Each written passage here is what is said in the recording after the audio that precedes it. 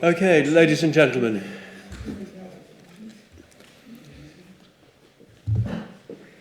First of all, apologies from me for being a couple of minutes late. A bit of a diary mix-up. Yes, twice in 2 days.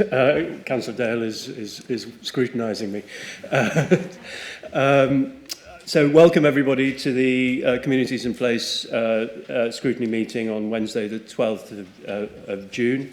First of all, do we have any apologies for absence? Good morning everyone. I have apologies for absence from Councillor Castle. And Councillor Reid. All right. And Councillor Reid in particular just wanted to pass on his thanks for the report that he requested that he won't be able to listen to, but I'm sure he'll watch the video on YouTube. Chair, could I just make a point? There's a couple of apologies went in recently for myself. It's not because I want to, I want to attend these meetings. It's just I've been doubled up. And I need to understand that there's a reason why I couldn't get. Absolutely, and we'll make a note of that. Thank you. Thank you. Thank you. So the next item agenda are the minutes of the meeting that was held on the 24th of April. Does anybody have any comments or questions? Nick? Just that there's lots of promises to send us things, information, links, etc., that haven't been carried through. There's too many to list, actually. I'm just wondering if we could be reassured that they have been requested, and also I'd like to know whether it might help if I sent a list of all the things we're waiting for. Okay, yeah, no, that we've just had a quick discussion about that, and that is noted. I think the requests for the information do go out within 2 or 3 days of the of each meeting. So we will, if you could sort of supply a list of what you think is outstanding, we'll make sure they're followed up, and we'll make a general request that actually those responses are sort of delivered in time for the following meeting, because usually there's at least a month before the next meeting, sometimes 2 months, so that's not an unreasonable timescale. Brian. Will do. Thank you, Chair. Again, because I had my apologies in for the last meeting, these are some of the things that I did pick up as well with the minutes, and it was a point of clarity that if the committee had been updated. But I thank Nick for bringing that point up. Okay. Thank you. Thank you. Item 3, disclosure of members' interest. Does anybody have any interest that they need to disclose on trees or roads? No. Item 4 is the forward plan of Cabinet decisions, which is on the agenda as usual for information, so that we can see what decisions are being made. Yep. Just one point I would like to make on the forward plan. Obviously, Cabinet, because this meeting's been pushed back 2 weeks, Cabinet was actually yesterday. So the one item you raised was the climate change action plan. You asked about that at the last meeting. That was scheduled to go to May when you raised it. It was actually put back to yesterday, and the report went through, and the recommendations were all agreed.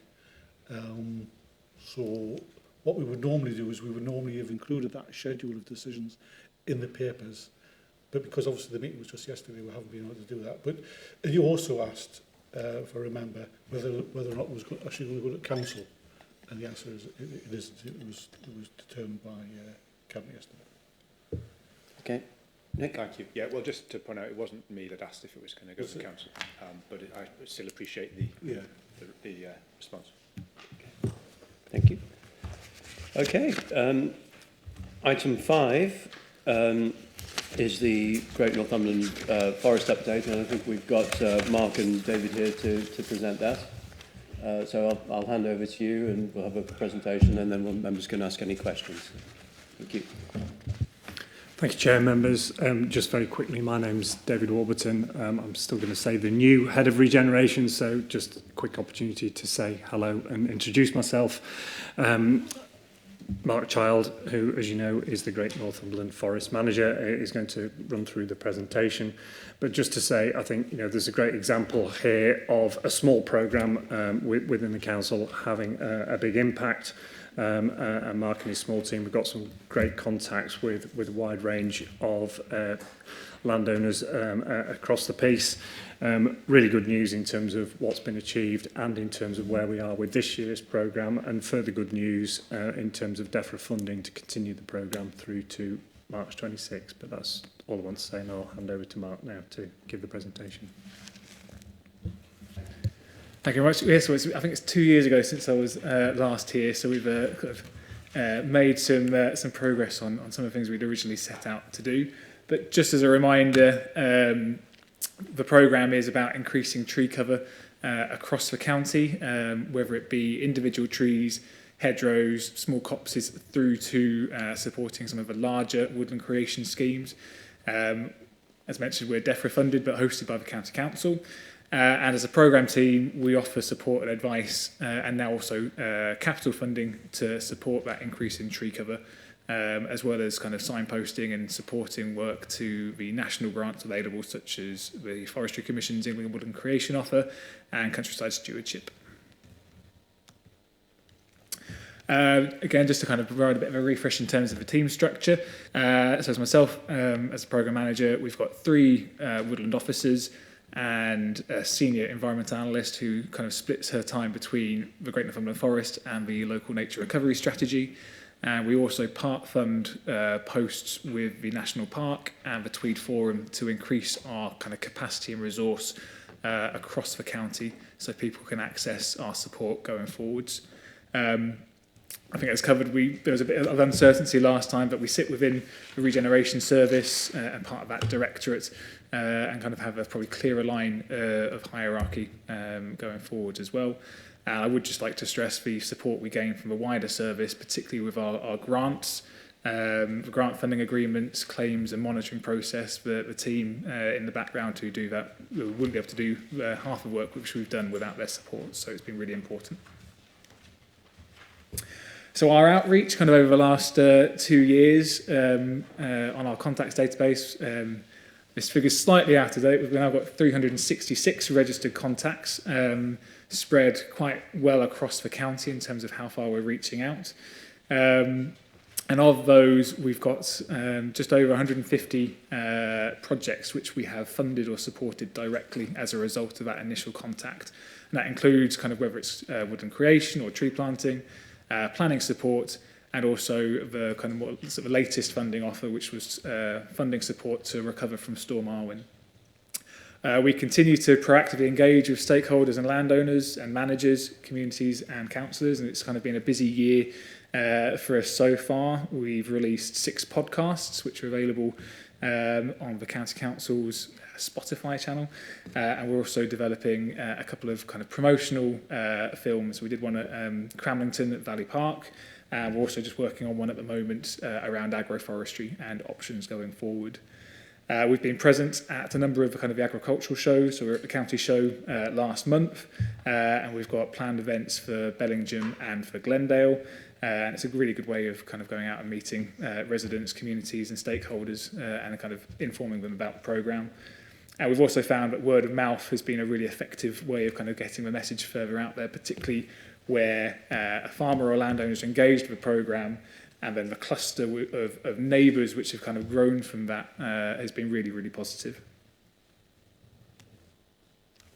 So of the projects which we directly fund, in the last financial year, we delivered 15 Storm Arwen restoration projects, covering just over 35 hectares. Again, it's been quite challenging, I think, as everyone can remember from Storm Arwen, to gain access, to clear the sites, and then also to look at what's been going back in. But the vast majority of what has been restored has been native woodland. So whether it's been a kind of more commercial style plantation, but they've sort of landowners, applicants have been looking at what they can do to kind of make enhancements as part of that. And so we've seen a significant increase in native woodland as a result of that. In terms of our creation projects, we had 70 schemes, which again we delivered. It's not just committed, they were delivered in the last year. Again, creating over 35 hectares of equivalent woodland area, planting over 130,000 trees. So again, the maps on the screen kind of show the spread across the county. So We originally had a kind of a bit more of a focus in the southeast and mid-Northumberland, but when it's come to it, we've had a really good cover across the entire county.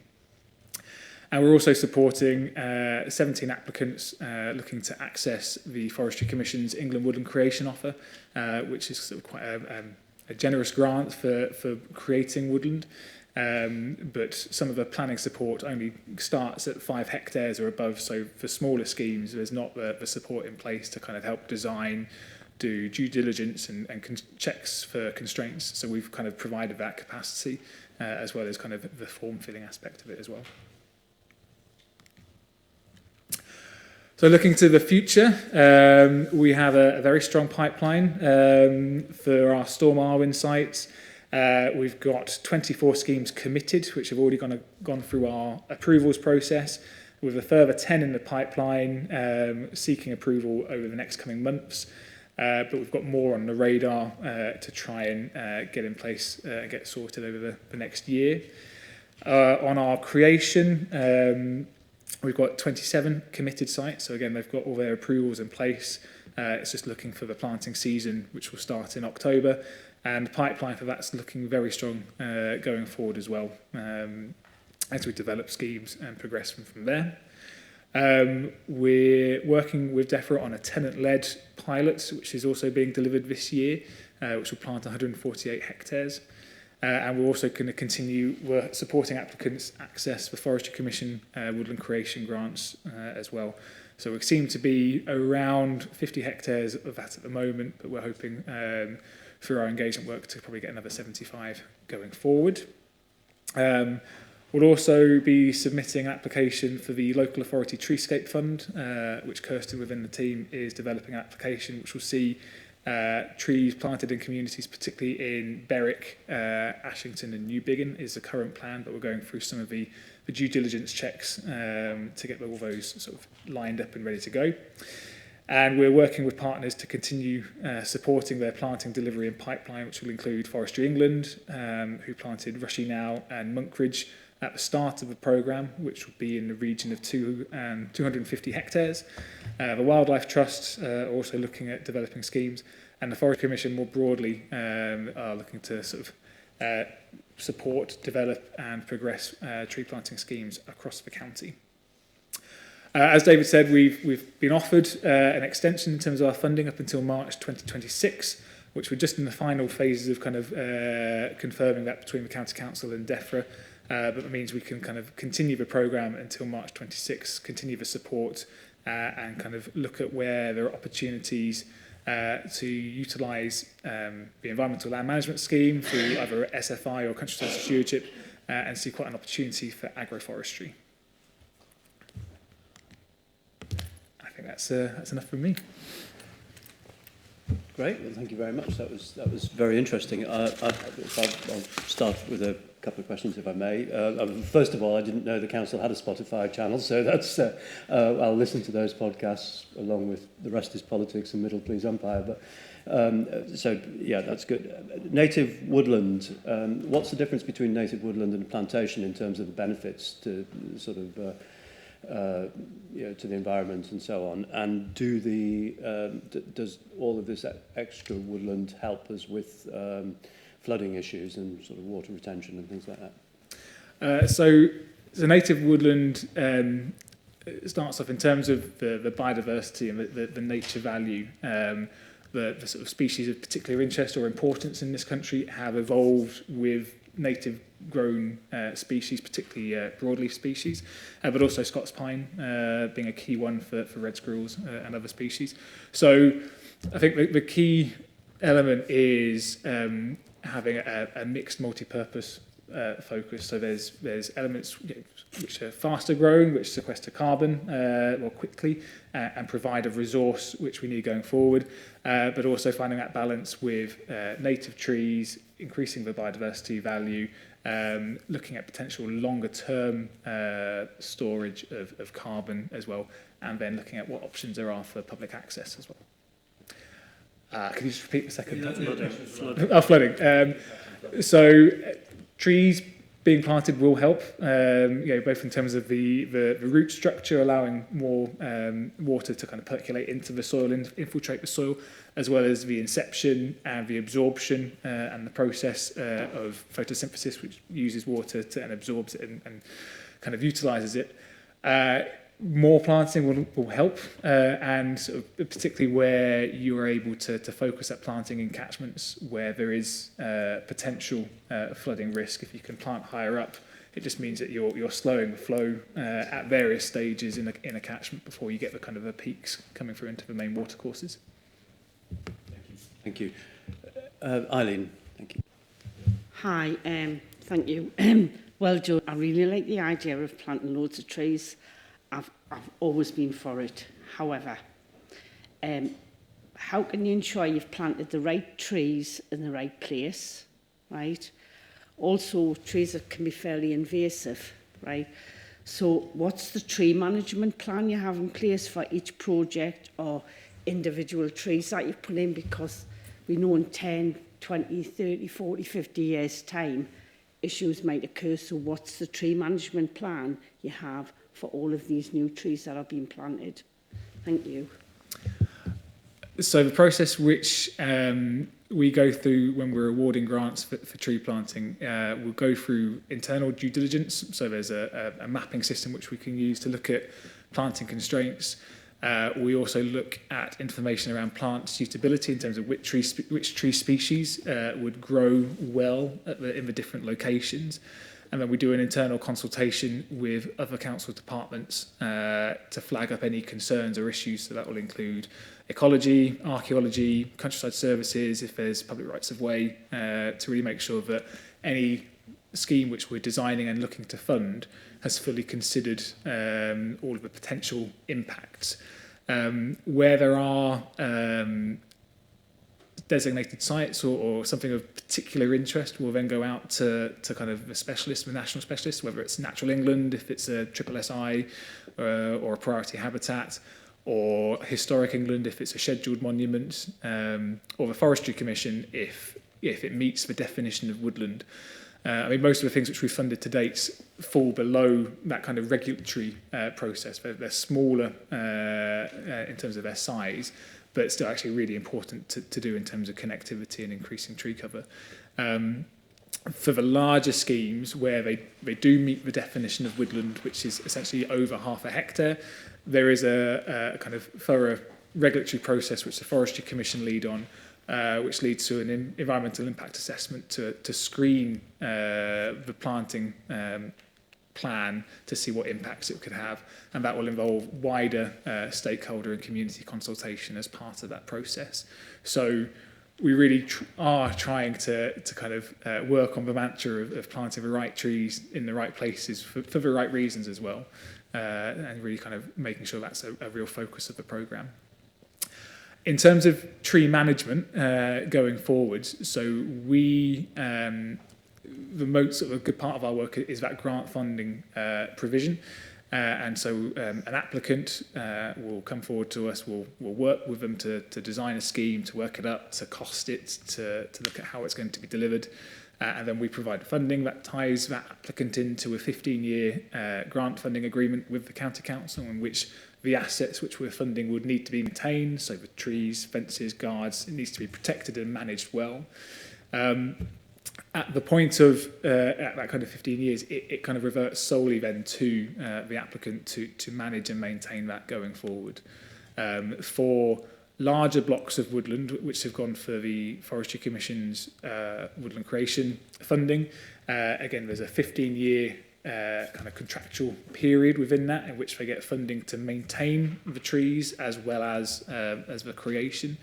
And then after that, there's a woodland management grant option where applicants can enter their woodland areas into woodland management, get support, get a plan together in terms of how they're going to manage going forward.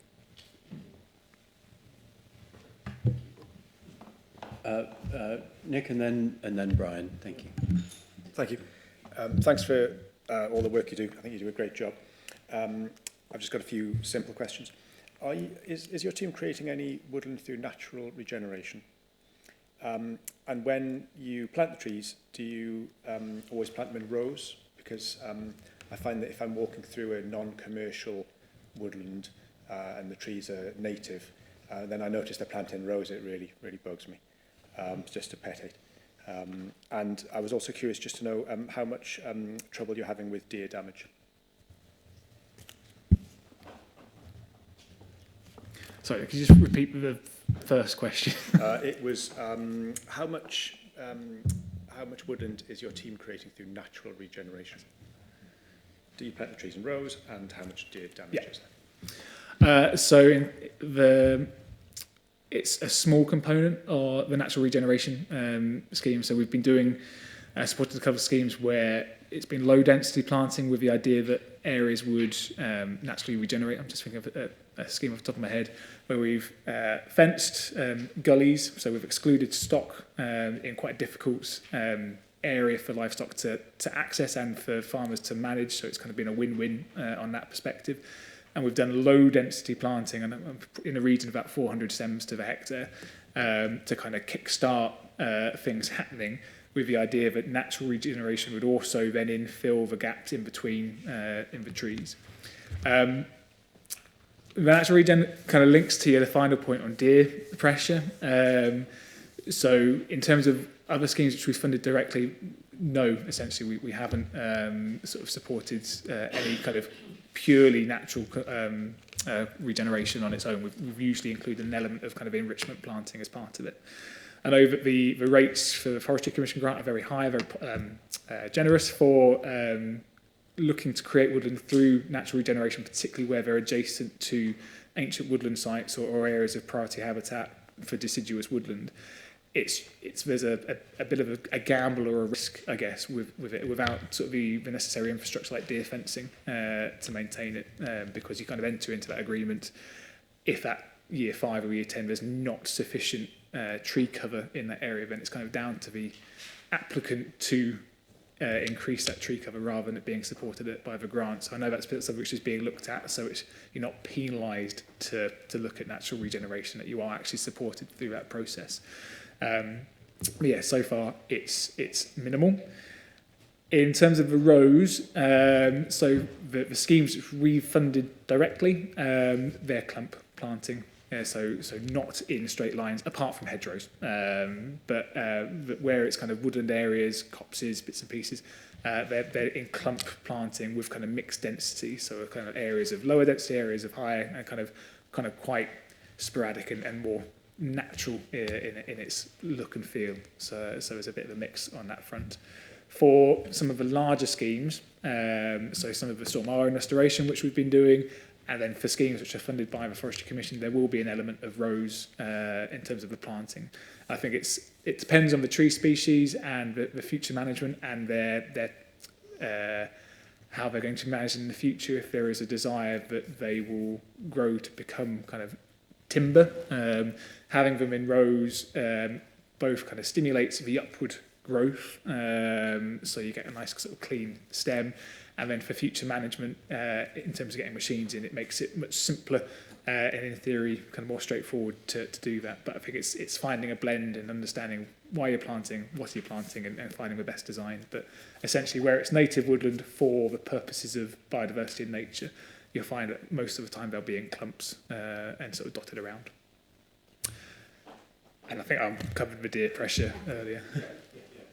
Could I just ask, you said that there are generous grants for natural regeneration, but I missed who are providing them. Forestry Commission. Right. And through countryside stewardship. So within the Forestry Commission grant for woodland creation, there is a whole section on natural regeneration, which has some of capital items, including deer fencing, ground preparation in terms of kind of scarification to create the seed bed to grow. So there are options there for it. Great. And by countryside stewardship, do you mean the new environmental land management scheme? So yes, in a roundabout way. So we're kind of in this transition period. So they've announced a sustainable farming incentive, which is kind of the entry level to the new kind of payment systems for environmental work. They've also launched the landscape recovery aspect, which is the top end. In the middle, it started off as nature recovery. It's kind of morphed and is an evolving into some form of existing countryside stewardship. So they're kind of using what they already had and looking to make improvements to that. So the finer details of that, I'm not sure yet, but they're still kind of working on and releasing them through that transition period. Great. Thank you very much indeed. Thank you very much, Chair. Thank you, Mark. Very, very good presentation. Just a couple of questions I wanted to ask. In your presentation, your verbal presentation, you said that you brought in local councillors, but come to page 23, it was, I'd marked it down prior to this meeting, the team will continue to work with officers regionally to identify opportunities around the county. In your verbal presentation, you said you would bring local councillors in with that. And I think that's paramount that, you know, especially the local county councillors, because at times on a couple of the decisions that have been made around green issues, county councillors have been bypassed and they went straight to the town councils, thinking that everybody's a councillor, but I'm not. So I missed that information coming through. So maybe just something to think about. It's great that you're going to get your funding up until 2026. Just two quick questions. One was you mentioned Berwick and Ashington where you were doing some work. Same again. I didn't know anything about that. I would like to be involved with those conversations, and so would my other fellow councillors in Ashington. And what you did, when you went through the process, you said about approvals and routes of progress. What is the format for those approvals to get to the final stage? Okay, so on the first one, sort of council engagement, I think it was flagged 2 years ago that we could be doing more, and I think we've tried to do that. I know for full council meetings we've been outside a few times with a video playing and have been present to try and engage.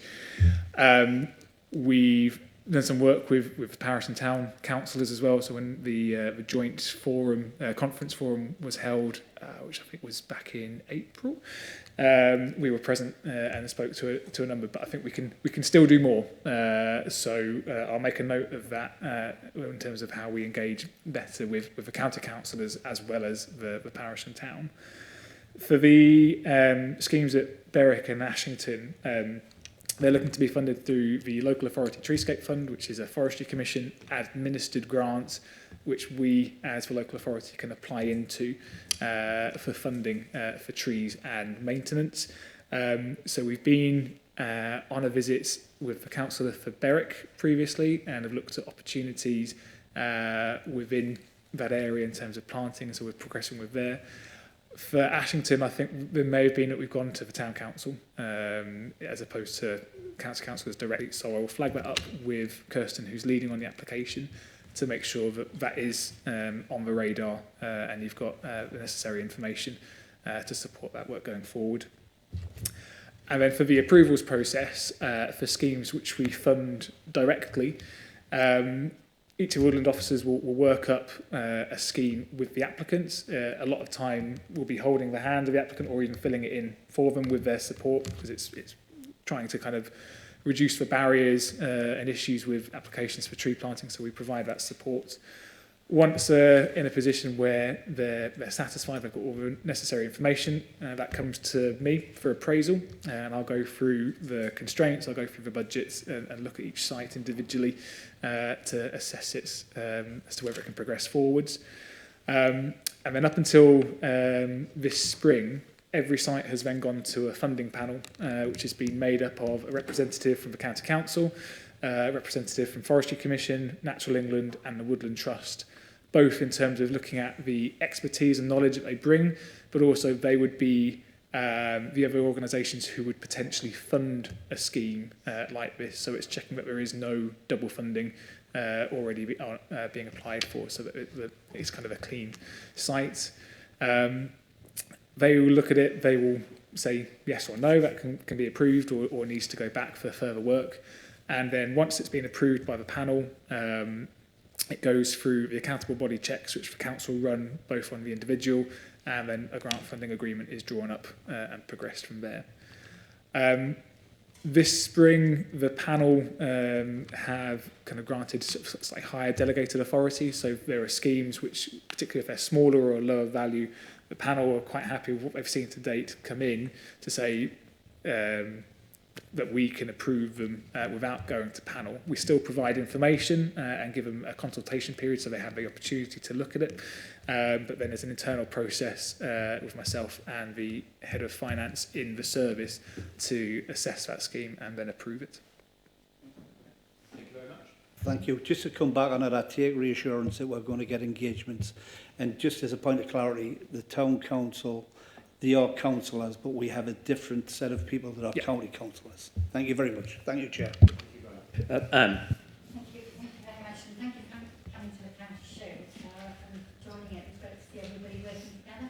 Thank you. I think this has obviously been an important issue for a long, long time. And there's just one or two things. You're doing some great work, and it's great to see you working with different people bringing forward projects. I just wonder, first of all, have you looked at all the county council's land portfolio to see whether there's any opportunity to plant woodland? I've got some areas where I could suggest you could plant woodland, however small it might be, but it is an opportunity. The other thing is the actual catchment of all the actual work that's actually going on in the county. I mean, I can say we've put in 30 acres of tree woodland. And I know a lot of people are putting in a lot of hedgerows now because there's all kinds of subsidies available and everything. So there's an enormous amount of hedgerows going in. And I wonder if you're catching those because obviously I don't think people I know have reported it to the county council that are part of your figures. So I don't know where you would get them from because obviously it goes through all the different government quangos and everything else. So I think that would help because it would obviously, I think, probably lift the figures to show we're doing something and being very positive, but also show that actually we're trying to work, or we are engaging with landowners, although we don't have any powers over them, and they're probably the ones who are actually taking forward their own projects. But it would be good to acknowledge that everybody is working together on that. The one thing I would like to ask, basically, is just going back to the future management, because as you said, and I think Nick pointed out about how woodland is planted, but the management is quite considerable. And it's not to be, you have great groups who are putting projects together, which is fine now, and but unfortunately through time, volunteers fall off.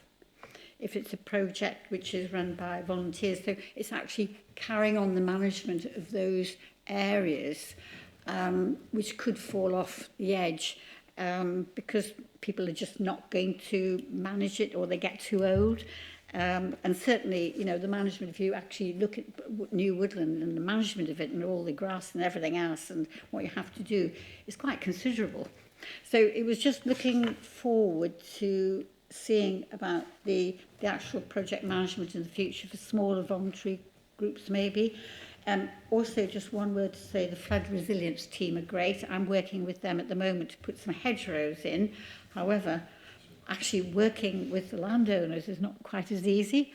And in a way, it's probably better, as Councillor Garrett was saying before, that actually if you work with a councillor in the beginning, it gives the landowner more confidence that the local council know and are supporting and can discuss it with you. So that's where I'm going now, because I have to go and but just talk it through with the landowners. So the flood resilience team can do their work. Yep. So anyway, there's just a bit of everything there. So if you can give me, first of all, I think mostly about the smaller projects and the future management. I've made a list of the points. I'll go from the start. So on the council-owned land, yes, we have been looking at opportunities at various scales, and we've been working with colleagues in strategic estates to sort of identify potential areas for tree planting. Some have been fruitful in that aspect. particularly the smaller scale options. So previous rounds of the local authority treescape fund. So this will be the third time we've applied for it as a team. So there have been 2 previous rounds, and the majority of those schemes previously were on council land or town land, which had been disposed of to parish or town councils as a result of. I think there is part of the BEST programme, a review of council assets, looking at in terms of what is the future use of land, what are the needs for it, particularly around development and biodiversity net gain and other opportunities. So while that work's ongoing, we're kind of feeding into, it would be really nice if we could have a bit more, but conscious that there are other calls on land going forward. So we'll keep abreast of that as things progress. In terms of the data capture on schemes which we're not necessarily funding directly, yes, one of the team collate data from all of the various funding mechanisms. So the Forestry Commission are due to publish their own statistics in the next month about how much woodland was created. So we have access to that. Also within the next month, I believe, the data for countryside stewardship will be published in terms of hedgerows, tree planting, and so we gather that information as well. And then we work within the kind of the wider Northumberland Woodland Creation Partnership to sort of see what have other people done, which is kind of either public money which has been funded or funded through organisations like the Woodland Trust and others to kind of collate that information. So we will miss private finance in terms of where a landowner has planted themselves from their own money and hasn't applied for any sort of national or local grants. So what we report will be an underestimate, but it's still, we're quite thorough in terms of the data sources we go to try and find out how much has been planted across the county. Last year we kind of had some statistics which we fed back to the Woodland Creation Partnership, and we're working on doing the same for this year once the national data sets have been published. So watch this space. For future management, again, it depends on the planting type and the land owner. So where we are planting on council land, it's either through the Forestry Commission, so there's a site which we're working on at the moment up at Hadston, which is going to be seeking Forestry Commission funding for a woodland. And for the sites, the smaller sites like individual trees which we plant on the county council land, there's maintenance funding to support that. For if it's individual trees, it's the first 3 years that they've been planted. For a woodland, it's the first 15 years they get funding support. But we've had agreements in place with countryside services, local services, that essentially they would adopt the new assets and look after them going forward. And so we've got that kind of in place. For landowners who have applied into our grants directly, one of the stipulations from DEFRA was for our creation grant we couldn't provide a maintenance payment, so it's the capital up front to create, but it's encouraging buy-in from the landowner or from the applicant to maintain and look after that. We're in the process of providing a kind of an establishment and maintenance guide to all of our applicants who we have funded, so there is support there, and we've always encouraged like an open discussion around how things are going. We're still there to provide advice and guidance on their woodland. Even if they've planted it, we can come back and talk about what needs to be done next. As I mentioned, the larger woodlands will get maintenance funding up until year 15, at which point they're eligible to enter into a woodland management plan, which again the Forestry Commission administer, and that provides a kind of structured framework of management operations to maintain and enhance the woodland, as well as funding to support that, both in terms of a revenue payment but also capital aspects of it as well. But essentially, most of the things which we have funded directly have some link to agroforestry, whether it's provision of shade, shelter, connectivity. So it's in the applicant's interest to manage the asset to make sure it's established and is growing well, but also into the future it's still providing the support that they need to help manage their land-based activities. Volunteer groups we're working quite closely with, particularly with the Northumberland Rivers Trust and the Tyne Rivers Trust. So we've been funding projects with them going forward, and it's a really great partnership way, because instead of funding a whole project, we're funding an element which they can't get funding from other places. They're providing volunteers to do the labour, and often there's a partnership between them and, say, the Woodland Trust to provide trees. So it's kind of a really nice way it's working. And the organisation's then taken on that responsibility to maintain and manage the assets into the future in a kind of an agreement with the landowner. So they are in place. What happens in 15 years, I don't know. But again, in most instances, they are seen as an asset which supports the wider land management activities. So there is buy-in to maintain and enhance those going forward. Flood resilience, we probably meet once a quarter with the flood risk and coastal erosion team to look at opportunities to collaborate and work together. We are aware of a few projects in kind of the Tyne Valley area where they're really keen to do things to slow the flow, to reduce the impact of flooding. We've had quite a positive engagement with farmers and landowners previously, so we're looking to work together and sort of see how we can make sites happen. So we're overdue a catch up with them, but it is very much on the radar. Thank you, very thorough. Thank you very much. Sorry. Thank you. Two more questions. One from Mark, and then I think Eileen wants to ask a question as well. Thanks, Chair. It's more of a comment. I just really want to say publicly thank you and congratulations on the work that you have achieved. It's always very nice as a county councillor when you're contacted for a positive reason, and I definitely have had that with regards to the Storm and Recovery Fund and your direction with agroforestry. And as a tenant farmer myself, agroforestry all of a sudden makes me excited about trees. You know, we've seen trees as a potential end of our industry. And now all of a sudden agroforestry and the positives it brings not only for the environment, but allows people, families, community to continue to work the land and have us food security and that type of positivity.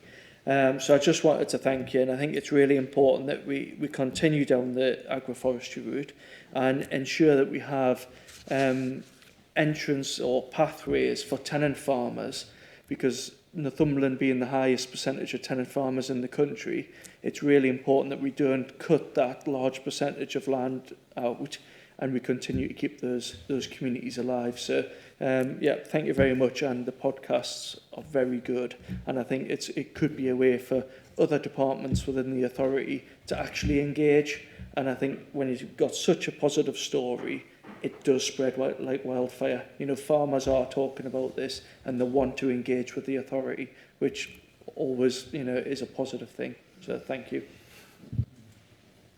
Eileen. Yeah, congrats again. Well done. Right. Couple of things, right. One of them you've just answered, and I'm pleased about, is before I became a councillor, set up a couple of volunteer groups with council officers, right, in Blythe. One of them being the Friends of Ridley Park and one of them being the Friends of Crofton Field. We've had some trees from the project, and like every group, you've got a life expectancy of a group, you've got the storm and form and norming of a group, but then you've also got the mourning of a group when a group becomes to its natural end, right?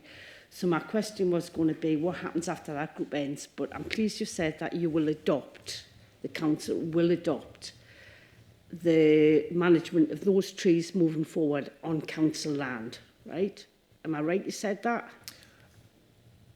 I'm going to say yes, but usually as we develop a scheme, it's if we know that's going to be the outcome, we'll have engaged with local services from the start, right, to kind of get confirmation.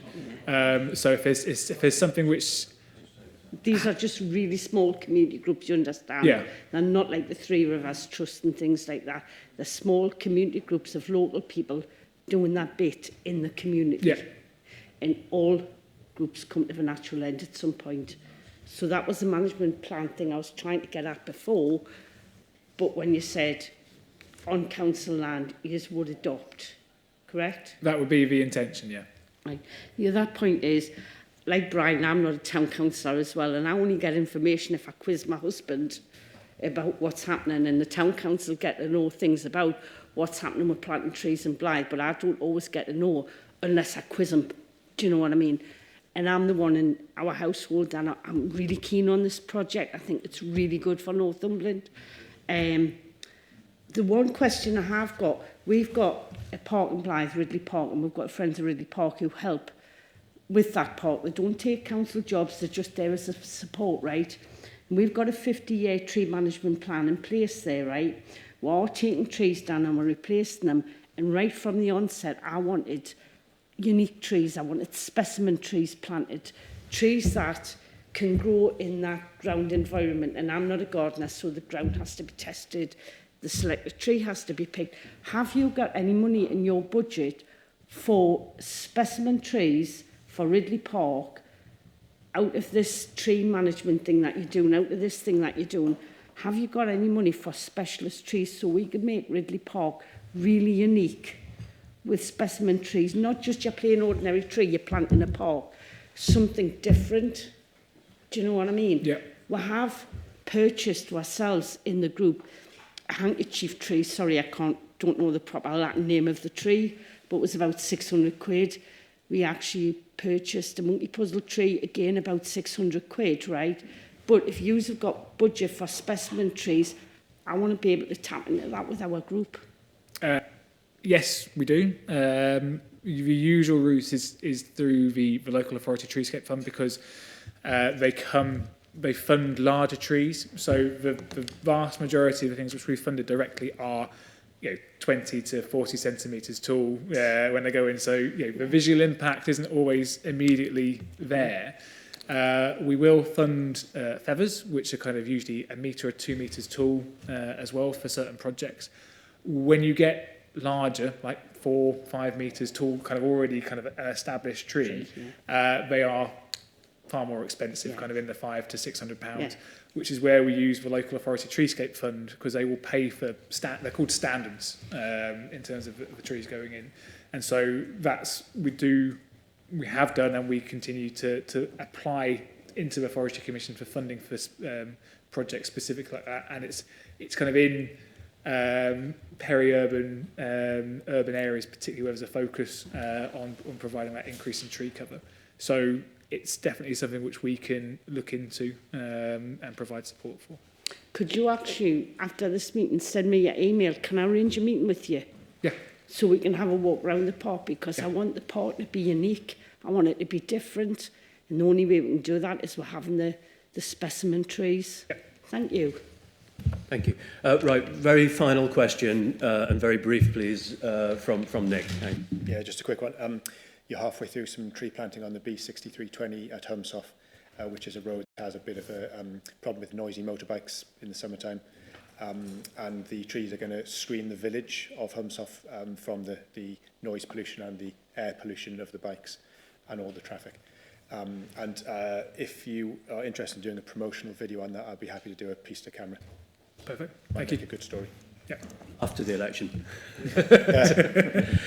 Thank you. I'll give the final word to Glenn, if that's okay, because Glenn championed much of this work when he was a humble cabinet member, and since then. The good old days. No, I just think one thing, to be fair, Mark hasn't mentioned, is that this is probably one of the single largest tree planting initiatives anywhere in the country that a county council has delivered.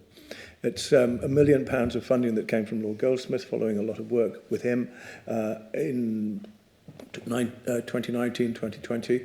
And the idea is not to build a great big, huge Kielder Forest type forest, but much more to be able to encourage community orchards and single small plots of planting, and give the money in the initiative for people to do that. So it would be wrong, actually, to not just say this is one of the biggest single projects anywhere in the country that a county council is delivering, and I'm very proud that we are.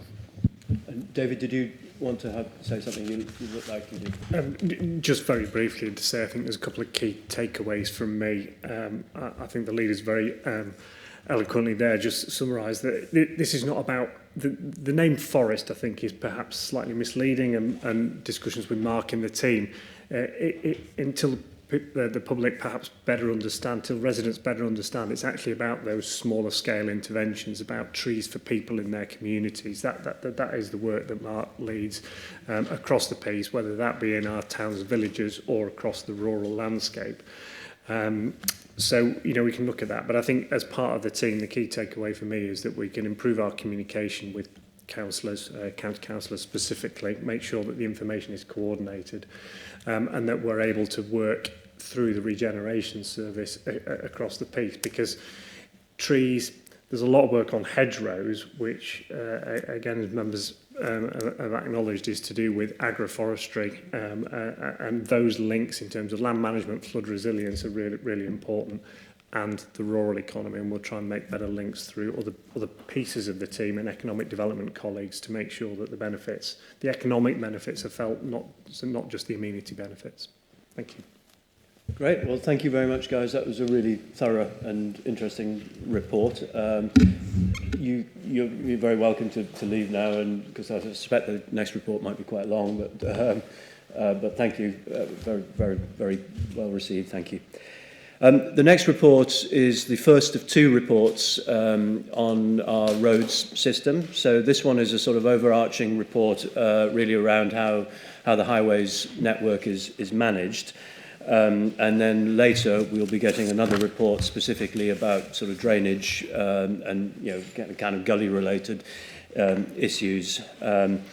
It is an overarching report. If I could just request members, if we just basically let the presentation flow, and then there'll be plenty of time at the end for questions.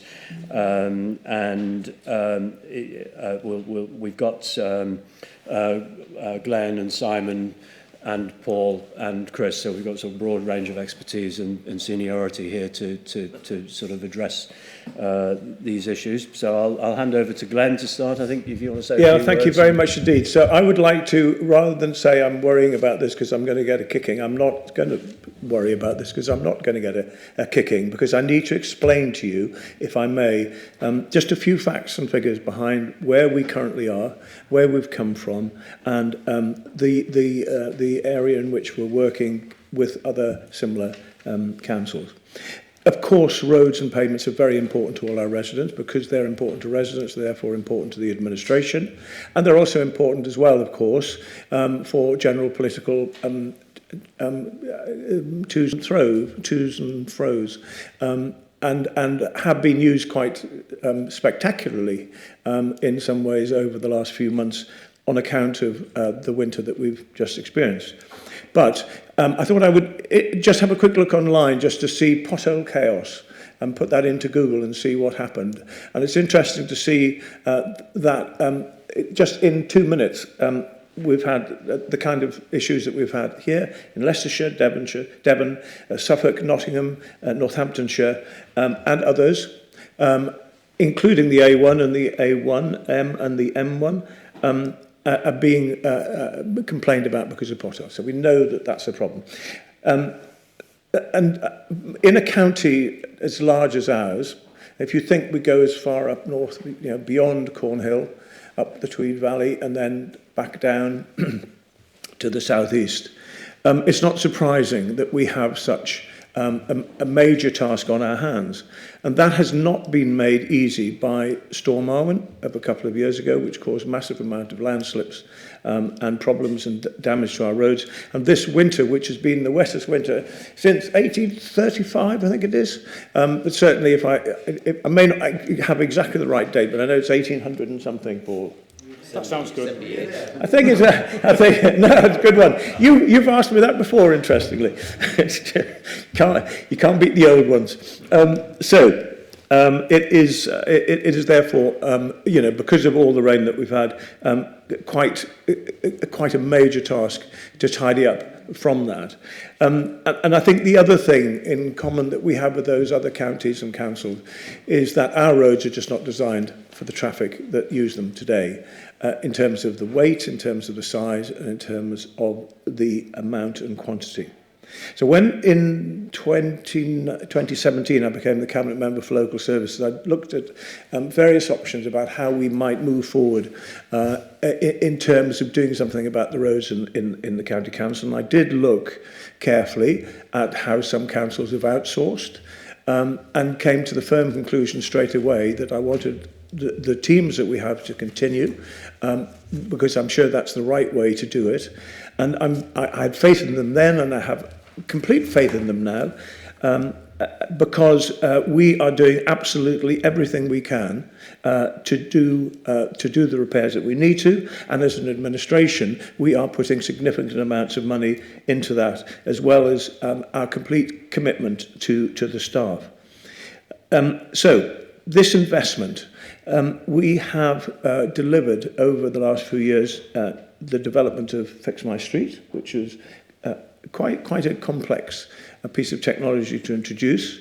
A lot of new vehicles, hot boxes, gully tankers, and new technology in a wide range of things, including the Pothole Pro.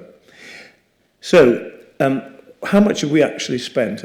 If you look at the last 8 years, we have spent getting on for £260 million and £37 million of council money.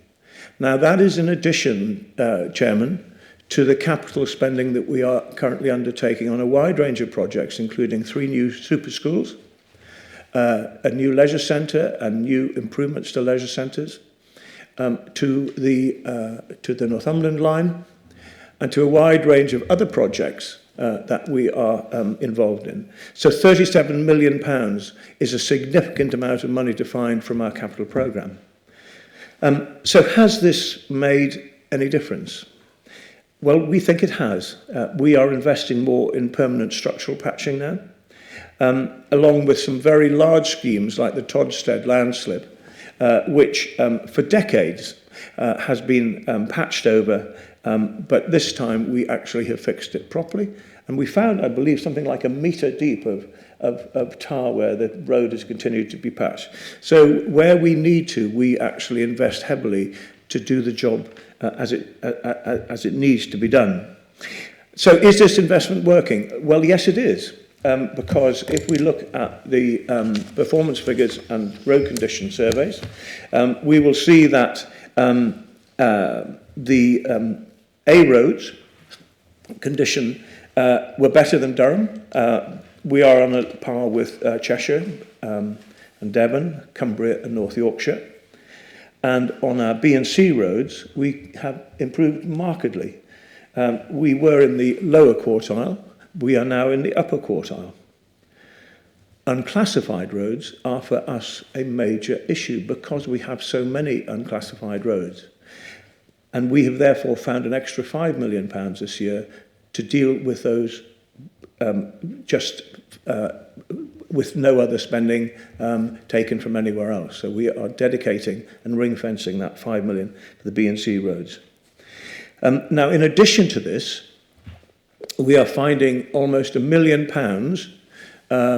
on drainage and gullies, because we know that to get those things right will save us significant amounts of money in the long term.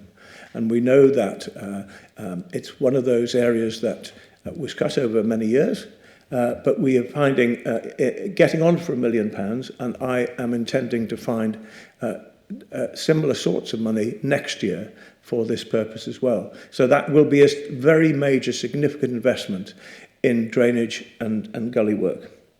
So in a nutshell, that's it from me at the moment. I'm very privileged, and I mean that, to have a team like this beside me, in whom I have great faith, and who've always shown me enormous commitment, and who I trust completely will always do the very best they can for our county. And I think it's just always worth remembering that when people shout about potholes and how terrible the roads are, it's not really fair on the people who are doing the work, because they're getting the money from us, they're doing the best they can. But if you're fighting the elements and if you're fighting other difficult situations, we can only do as much as we can. We can only find so much more money, and I've explained how much more money we have found, and we can only do as much as we can in the best way we can, and that's why I'm very grateful to the gentleman here now, today with me, and to everyone out there working today on our roads. Thank you, Glenn. And guys, if you could sort of keep the presentation brisk so that we've got plenty of time for questions, that would be great. I think the previous report went on a bit longer than we expected it to, so thank you. Okay, Talk about mine. No. So what I want to do is just quickly just set what we'll be covering. So what we want to cover is the scale and context of the challenge that we face, to highlight the different categories of maintenance, because that's really important in terms of the funding that's allocated to those in terms of revenue and capital, and getting a better understanding for your good selves of that. That ties into obviously the resources and where those resources come from in terms of the funding to undertake maintenance activities. I think one of the key things we're going to touch on today is how we prioritise that decision making and the investment decisions around that, because obviously, you know, there's only so much jam, you have to spread that, and it's how that decisions are taken is to make sure that it is evidence-based, it's data-led, and that we're following best practice in terms of that asset management approach. Chris is it's going to be a bit of a double act. So Chris is going to look at the inspection process, what's a defect, how we look about making sure that's done consistently, the repair techniques and approaches that we've undertaken and continue to experiment with to try and innovate and get better value for money and efficiency out of the work that we do, and how we're fundamentally performing both in terms of compared to previous years but also compared to others, so looking at that direction of travel. And obviously, given the difficulties and the challenges faced last winter, the back end of the presentation's focusing on, you know, how did last winter compare to others? What are the key kind of learnings, lessons from that, and actions taken forward on the back of that? So in terms of the highway asset, as you can already be well aware, one of the largest counties, as Glenn set out, in England, most northerly. That comes with a whole host of challenges, not least obviously the impact of winter weather, and winter weather has a big impact on our network, particularly because a large proportion of our network is above on high ground, so you get the worst of the winter weather in those areas. It is a significant asset. It's valued in our accounts at £4.39 billion in terms of the overall highways asset, so that gives you kind of an indication of the level of investment that has been made to actually set up the highway infrastructure in the county. I won't go through all the various bits and bobs that are on that slide, but clearly, you know, we've got a lot of roads, a lot of footways, we've got a whole host of structures tied to that highway infrastructure, from bridges through to gullies, through to street lights, you name it. All of that requires maintenance, and it all requires decisions to be taken, and you know, how much funding do you allocate for those different categories of asset within the LTP process that we go through on an annual basis. In terms of the maintenance categories, I think it is really important just to understand, because we get a lot of people say, well, you've got all this funding from government, why aren't you doing this with potholes? And fundamentally, pothole maintenance is part of that routine maintenance activity. It's revenue funding. The funding we get through government through the annual capital programme, the LTP, is capital funding, and that's used for that planned maintenance activity, so things like structural patching, major resurfacing schemes. So it's just understanding that it is. Sorry, could I just interrupt? Could you just pull your microphone back a little bit? Because I think when you're tapping the table, if you pull it away from the wood, that's it. Then you're getting a bit of a sort of background noise, sorry. Drumming noise at the back. So it is just to highlight that difference between the capital and the maintenance side of it. So just for clarity, in terms of what is the covered on routine maintenance, which is revenue funding, that tends to be the more reactive type works. So it's basically things that are identified during inspections from our own staff, through public reports coming in from third parties. So it's everything from potholes through to cycleway defects, includes things in terms of signs that are damaged, blown over, hit by cars. It also covers weather impacts. That's both in terms of just general flooding issues, but also severe weather, so winter maintenance activity, as well as responding to severe weather events such as Storm Arwen and Storm Babette and things such as that. In terms of the cyclic maintenance, that's activity again that's revenue funded, but it's predominantly work that we know needs doing. You know the locations where it needs doing. It's done on a cyclic basis. Some of that's seasonal, so things like verge maintenance and the like is done on a seasonal basis. Others is done right throughout the year. Things like gully maintenance and road sweeping are good examples of that. In terms of the planned maintenance, and that's where the majority of the funding goes, that is capital funded, and it covers basically all of the works we do across every single category of our highways asset.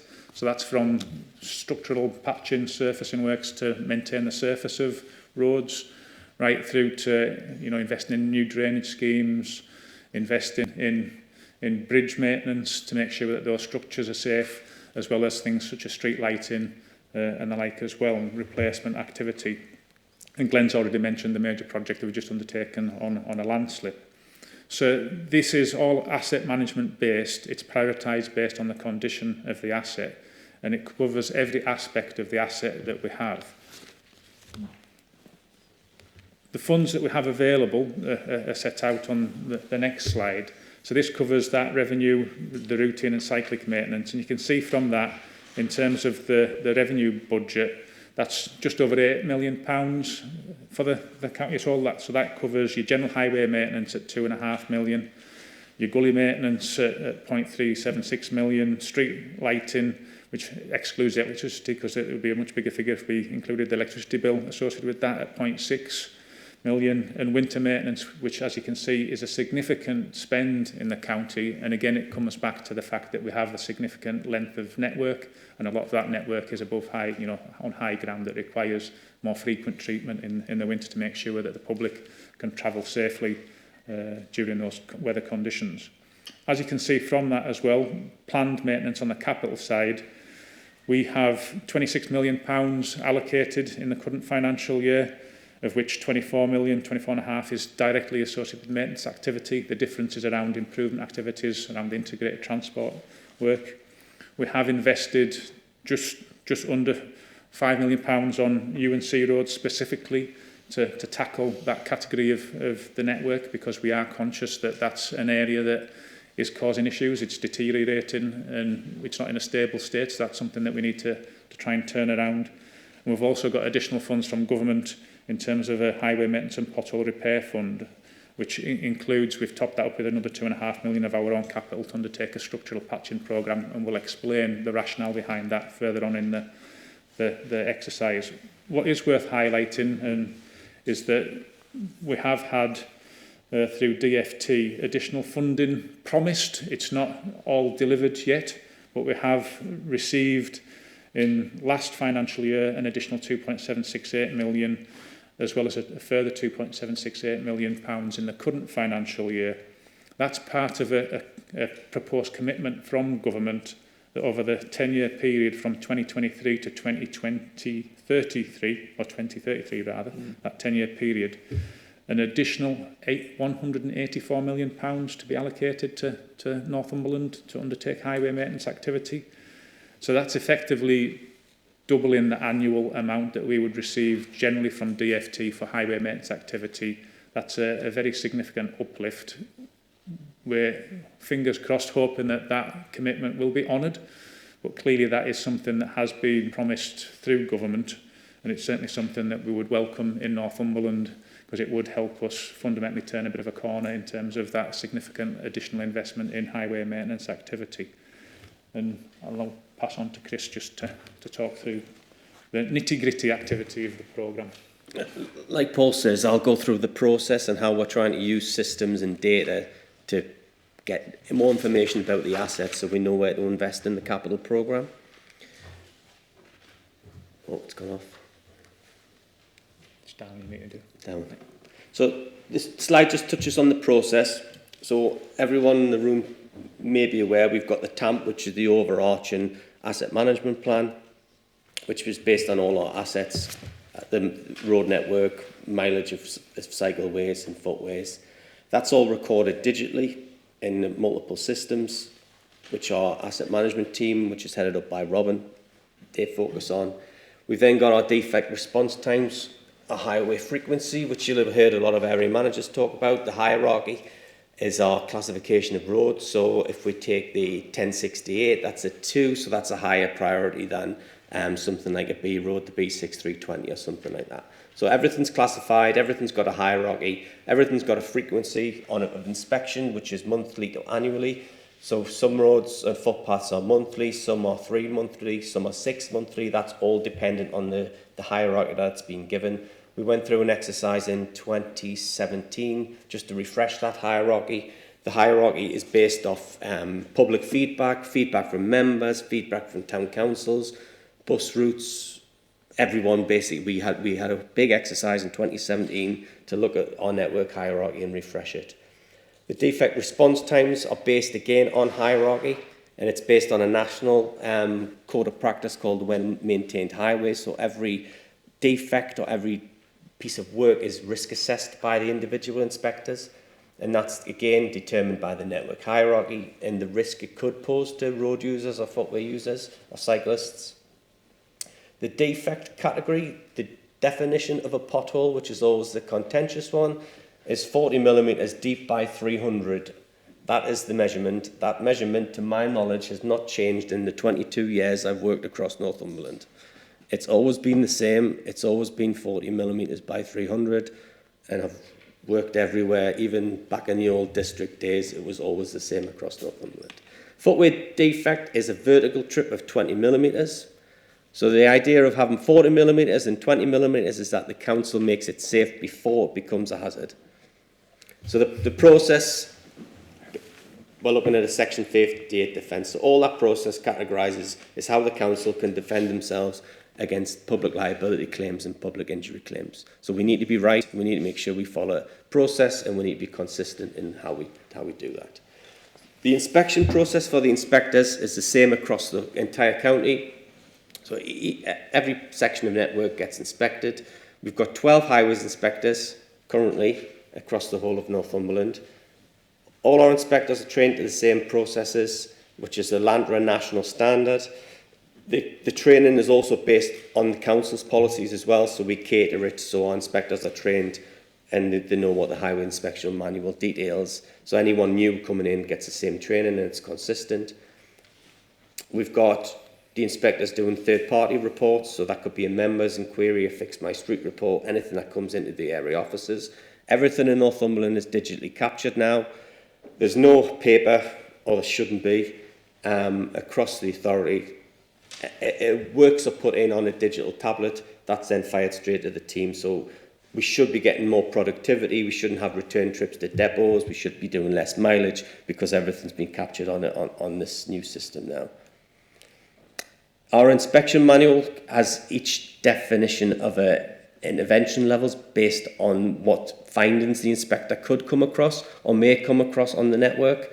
Again, that just covers what I've discussed before about how we categorise defects. We've got a very high, which is a 2 hour. We've got a 1 high, which is make safe or next working day. And the 2 high, 2 mediums is our 14 and 28. They're all working day responses. They're not next day and next working day responses. And that again just touches on the definition of a pothole. But that's the same approach across the entire county. That's our routes. So that's what each zone have got to inspect on a yearly basis. The footways are inspected both ways, and the carriageways are driven one way, and we try to encourage inspectors to drive them the different opposite ways each month cycling. So as you can see, we've got a lot of roads across in the Tynedale area, and we've got a lot of footpaths in the southeast. So a lot more walked inspections in the southeast to what's in Tynedale. And the walked inspections are mainly town centres and anything within a 40 mile an hour zone. So anything within a 40 should be walked as long as it's got a footpath. So a typical month for the teams out there is they've got 62 miles of road to inspect, 31 miles of footways. On average, they're instructing 1,880 defects. And now we've got the report data in the last 12 months, they've been getting 2,000 Fix My Street reports across the whole department. That's before they start instructing works, that's before they speak to anybody, that's before they get, because they've got a high-vis jacket on, they get a member of the public coming up to them to talk to them. So that's just core inspection process. In addition to what they need to do, they supervise the teams, any HR issues, they pull together the claims defence for the council, they meet with members, they meet with residents, they also do scaffolding permitting. So any scaffolding that's been erected or any skip that's been put on the highway, they check that. And then all our road closure notices, legally we've got to put notices at either end of a road closure, and those have got to be updated twice. So the inspectors will go out. There's no digital way to do this or save time. You've legally got to put a notification on the end of a road to say this is going to be closed or a footpath. So our inspectors do that as well. Just touching on revenue capital split. So the inspector's duties are all revenue based. So it's the key function of the inspector is to make that network safe upon the inspection. So they determine how soon that network's got to be made safe. The footpath, whether it's a pedestrian crossing, they can make it safe there and then if they've got the resources. They can put a 2-hour response in. But the key function on that inspection is to get that network as safe as possible, as quick as they deem necessary. So this slide just touches on again, what I've just went across, the 2-hour for 14-day, 24 hours. They're all instructed individually. They're all risk assessed by the inspectors. And again, that touches on our Section 58 defence or public liability. It's all based around that. Some of the legalities around what we do are restricting, but we've got to do them. And one of those is the National Permitting System, and that's under the Traffic Management Act. So what that determines is that any positive traffic management, so two-way lights, stop and go, something like that, has got to be notified. So we've got to notify the Streetworks Department that we're going to be working on that section of road. So we've got 3,000 miles of network, but each section of road and footpath's got a unique street referencing number. So each section's split into 50 or 100 metre sections. So we've got to notify when we're going to close that section.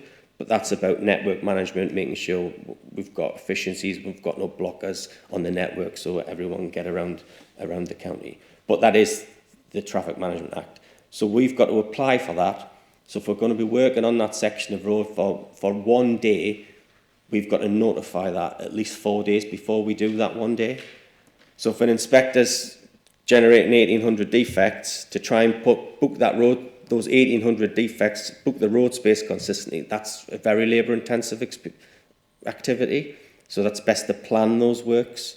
So that's why we use the capital to plan the structural patching for after the revenue activities being functioned, okay? So that's any positive traffic management or any excavation within the highway, that's got to be notified through the permitting system. And typically, I've added this slide just to show what that means. So that's a typical traffic management setup, what we would do to repair a road. So you'll see the white line, the road marking in the middle. As soon as we go out of that zone or go across that white line on that slide, we've got to close the road because we can't make it safe for two-way traffic or single traffic. With the maximum width we can put single carriageway traffic in is 2.75 metres. So that's our minimum. So we've got to allow traffic across there. As soon as we touch the white line on some roads across our network, that's a full road closure. That's 12 weeks notification. Unless we deem it an emergency, which we can get it in quicker, but it's all about planning. And so my point is the revenue activity, the inspections, is to make safe as quick as deemed possible, 14, 28, 2 hours, 24. Planned stuff needs to go through the Traffic Management Act. But we'll repair a road, say we've repaired a patch on that side of the road, and we'll get comments, why you just potholed the middle and not done the rest. That's why. Because if we did everything, we'd have to put a closure in. It would take 12 weeks, therefore we wouldn't get the road in safe condition as soon as we possibly could. We'll touch on the first time fix. We conducted that last year. and the way we wanted to do it was exactly what I've just discussed there about the inspector picking up works and trying to make it safe as soon as they possibly can. It did improve the network. It did work, but trying to get those efficiencies and trying to get the bang for your buck and the best square meterage price you can, you're restricted with the previous slides. So you can never get that because you can only put a set of traffic lights on for a length of 250 linear metres. So if you've got a pothole in position A and you've got another pothole 300 metres away, you can only fix the one pothole. So you've got to cut it out, you've got to patch it, you've got to wait for the material to cure, then you've got to move that whole setup 20 metres up the road, but that's the restrictions we're under. We can't change those restrictions. The legalities are under Chapter 8 they're within the Traffic Management Act. But what that did do was showed us that what we are doing with structural patching and what we can do is get better at planning and get better at doing more planned structural patching, which we've looked at this year and we've already started. So on our structural repairs, it's generally 40mm excavation or 100mm depths, depending on the condition of the network. That's used during, like as Paul touched on, our capital maintenance budget. Everything that gets fed into that structural capital programme comes from the area office. So feedback your members are given, reports they're getting, how many defects the inspectors are picking up on a section, that all feeds into the decision-making process for structural patching. Again, that requires permitting, that could require road closures, and it's more resources and longer lead-in times. Again, digitally captured on the system, fed back into our asset management team, so we've got good data going back into the asset management plan, which will then let us plan better for future budgets. So for future works, this is our LTP programme, which everyone feeds into and we deliver, which is surface dressing and our major structural patching schemes, micro surfacing. That's all developed from what we've said previously on the inspection process. Inspection process follows right the way through to when we start and deliver our capital programme. We've conducted some trials recently with a elastomatic, eco-friendly road repair material, which uses less bitumen. It doesn't use as much virgin aggregate.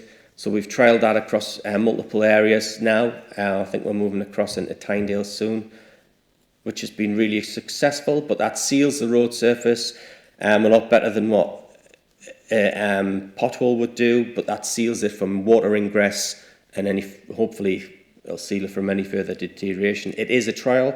We're hoping we'll get 18 to 24 months, but we're testing it on every type of network just to push it through the paces. But it covers everything. It looks really good over the last 4 to 6 weeks you've used it. So hopefully that will continue with that. Performance-wise, I think Glenn and Paul touched on it. We're holding steady with the UNCs needing additional funding. So we can see what's happening on the network. Everything we're quoting today, everything we're discussing on performance, that's all APSI data, that's all national data, it's National Highways and Transport Survey data, it's all out there, it's what we're being marked up against other authorities. Everyone's aware of it. It's the winter we've had. I've worked across the county, like I said, for about 20 years now, been involved in every storm since 2008, and this year is probably the worst year I've seen across Northumberland as far as impact. And the reason why it's been significant is because it's been across the county. In previous years or previous events, apart from the Beast from the East, it's been pockets and we've had issues either in the north or across in the west area, but this has just been widespread. And the impact on the A189 at the Spine Road, we've never closed that before, but in an hour on the A189, I think we had 85 millimetres of rain within an hour on one section of the A189 based off our weather station data. So we've had a really challenging winter. The same teams who are doing everything I've previously mentioned. They get involved during the winter activity. They get involved in out of hours, they get involved in winter services. Some of our inspectors are winter services drivers. And we've had snow. What did we have? We had storm, then we had a snow event, then we had a thaw, then we had further rain. So it's just been a perfect cocktail to increase network deterioration over the last few months. We're on the turn now. We can see it. We can see it through the data. Things are getting better. We're starting to get the workload starting to push through. We've got multiple teams out there. I think last discussion we had 8 surfacing operations across the whole county about a week ago, just doing structural patching, either surfacing or surface dressing. So yeah, the surface water requests went 3,000 over that period from October to May. So we can see it. So we weren't doing a lot of winter services, which in some respects is easier because you're set up for that. You're set up for ploughing, you're set up for salting. But those winter services teams who were on standby stepped in when we needed them on flood recovery and out of hours response. Fix My Street data, it's like Glenn mentioned, it's a really technical system. It's integrated now into multiple systems, but when we pulled this data through, we'd received 49,000 reports, but we're up to 52,000 reports now, with a response rate of 82% of those reports have been responded to. 12 months ago, I couldn't give you that data. 12 months ago, the council couldn't tell you specifically what was going on, but as the graph shows, we can show you now the impact and the demand from the public and the demand from reports, what we're facing over peaks and troughs over the years. So we can actually show that, we can detail it, we can map it, we can see it, and it kind of fits naturally with general feeling out there, what's happening. Those reports have started to decrease, with just 535 in May. There's been some feedback on that, but that's the data, that's the reports, they're the facts. Like I said, Fix My Street's a transparent system. There's no hiding from it. Everyone can see what's coming through. And since April, we've completed 12,588 road repairs across our revenue. That's just revenue activity, and that's just road repairs. So that's road defects on the highway. In with Fix My Street systems, we brought in, this slide's just a snapshot in what all the managers can see out there. So managers don't have to look for information in detail and data. They get sent it on a Monday morning at 8:30. They get a report. They can see exactly what's going on in their patch, in their ward, by category, by date, what officers have been assigned what, and show what demands they're facing. So that's ongoing, that's built, that's in there, and everyone can see what's happening. So I'll give it back to Paul. I think this is to highlight that in terms of how we respond to severe weather activity and issues during the winter period, the council has a £2 million severe weather reserve. That's basically something that the council has, in the coffers, that we can draw down on that when it's required to do that. So it's drawn down when you get a particularly bad winter. It gets topped up when you have a milder winter, albeit we've not had many of those of late. And fundamentally, in the last winter that we've just had, we've drawn down best part of 800k against that severe weather reserve. The big chunk of that was in relation to just over £500,000 responding to Storm Babbitt, and that was undertaking that immediate response activity, so going out, clearing trees, engaging contractors to clear fallen trees, engaging third parties to support our teams to address surface water flooding issues. And that's then the immediate activity to get the network safe and reopened as possible. But then also an ongoing additional maintenance activity on the revenue maintenance side to tackle things such as the scouring that occurred, where you're getting lots of surface water flowing down the sides of roads that undermine the edges of carriageways and things such as that.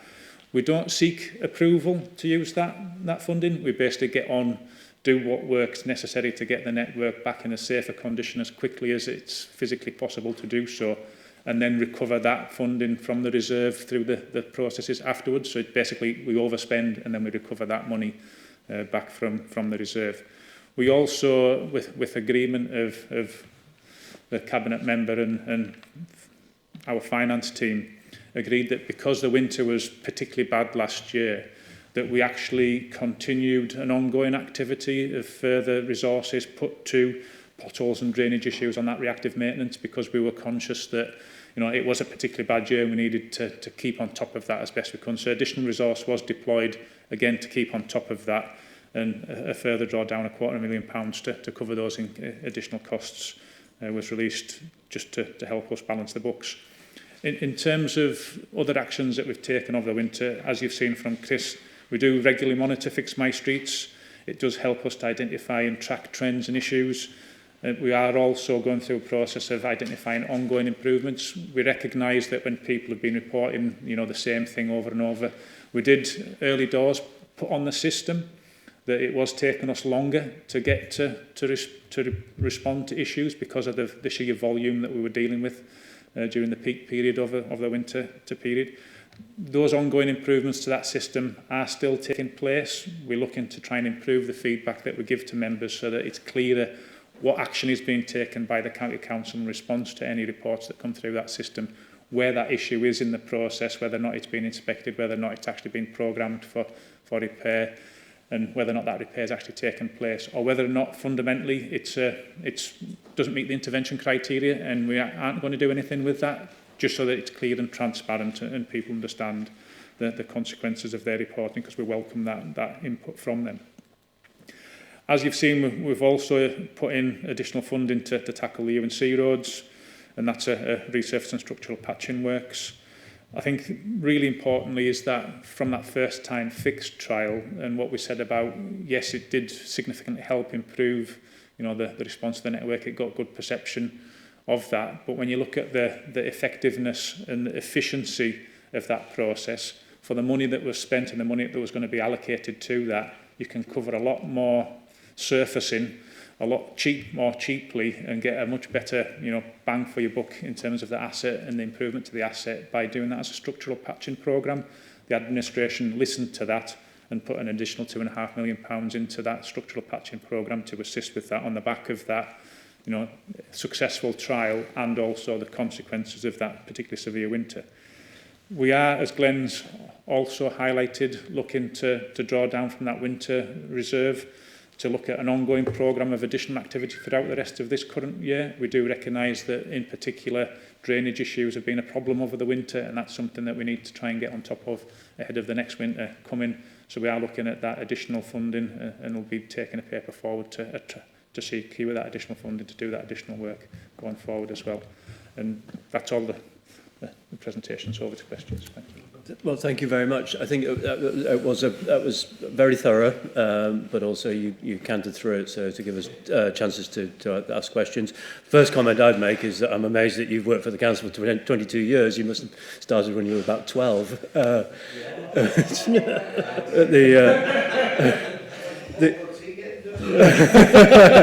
Got to be nice to the highways officers, haven't you?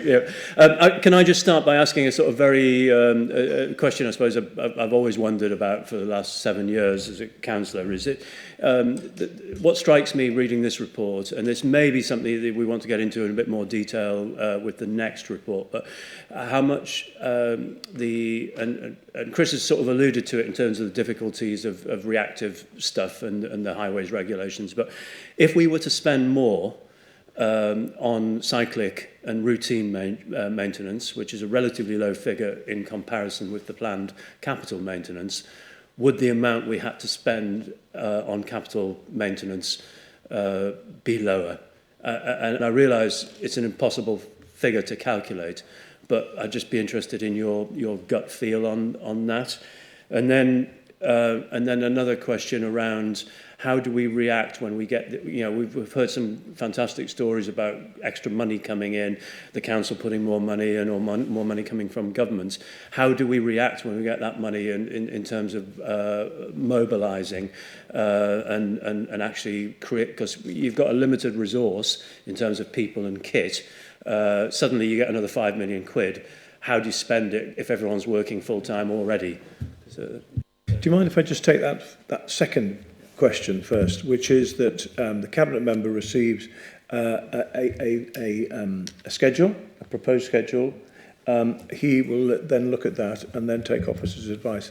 I have to underline that we do not say, well, we don't want to spend any money there, we'll spend the money there. That doesn't happen. It is done entirely transparently in that manner. So, taking the revenue funding comment first, obviously revenue funding covers that, like reactive as well as some of that cyclic maintenance. And I think fundamentally the purpose of cyclic maintenance is to keep on top of issues that may or may not ultimately impact on the overall condition of the highway. So things such as drainage, clearly keeping water off the highway is important because that gets freeze thaw issues in the winter causes. So anything you do in terms of that revenue funding for maintenance should help in terms of the support in the maintenance and the improvement of the condition of the highway. But that clearly has to be taken into account as part of the overall council's budget position in terms of relative priorities and how that, you know, feeds through in terms of the overall decision making. In terms of capital funding and how do we respond to that, I think you can see from the slides that the capital funding is a big activity. There's a lot of thought and processing going into that. There's a lot of data that we use as part of that.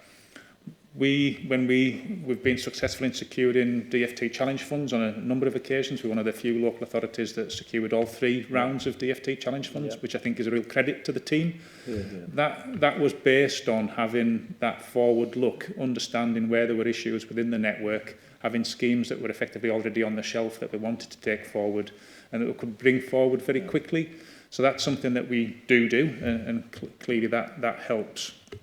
In terms of the potential significant additional funding coming through from government, effectively potentially doubling the capital maintenance programme, what I would say is that when we're doing things such as structural patching, surface dressing and those big schemes, a lot of those sometimes are an artificial boundary in terms of you could quite easily take them on rather than doing 200 metres. You could easily take them on and do another 100 metres of that section of road because it's in poor condition, but just not as poor a condition.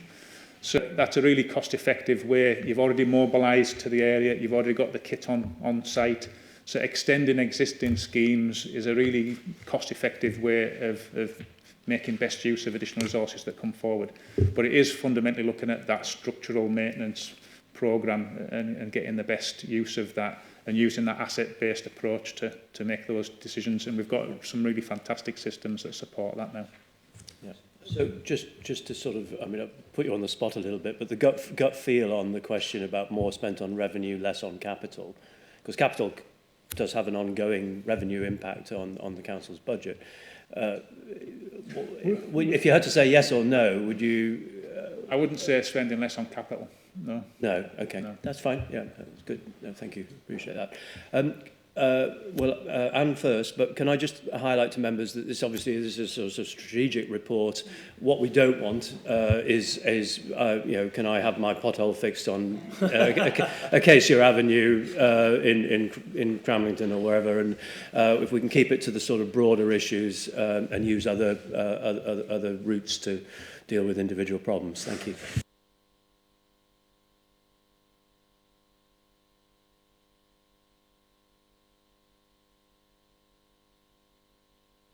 Of an inspector, and felt weary before I got to the end of his work or her workload.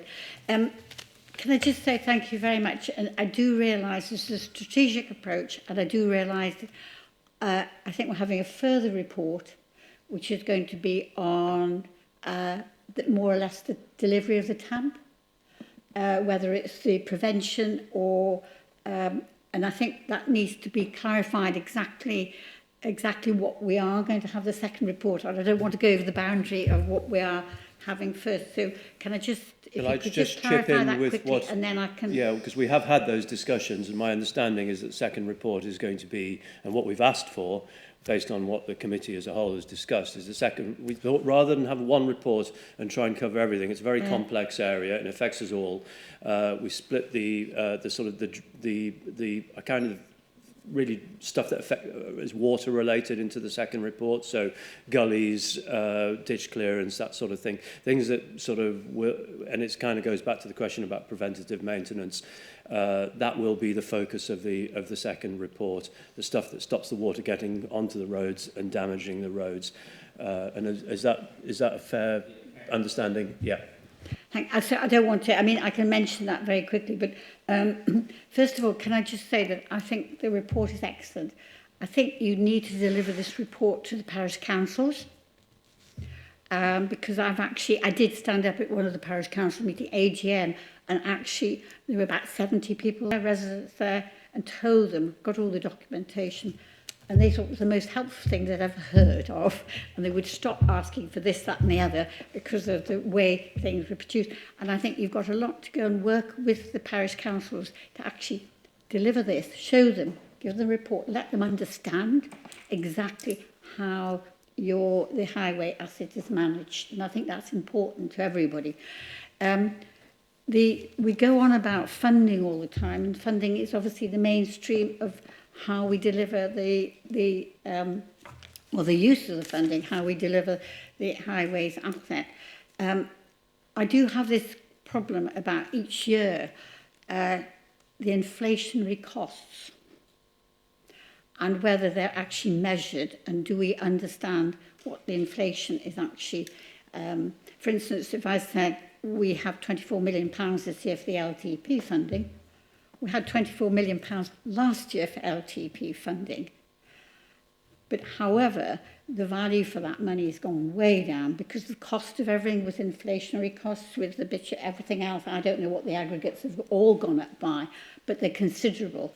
And somebody gave me a cost the other day that they'd gone up by 40% for a piece of work because of the cost of aggregates and things.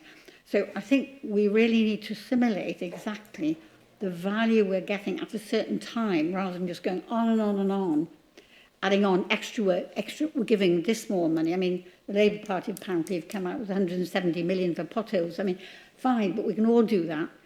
What I'm saying is we want to actually know what the value of the asset we have now, which I've seen through audit, but actually the actual value of the capital and revenue required, an up-to-date figure.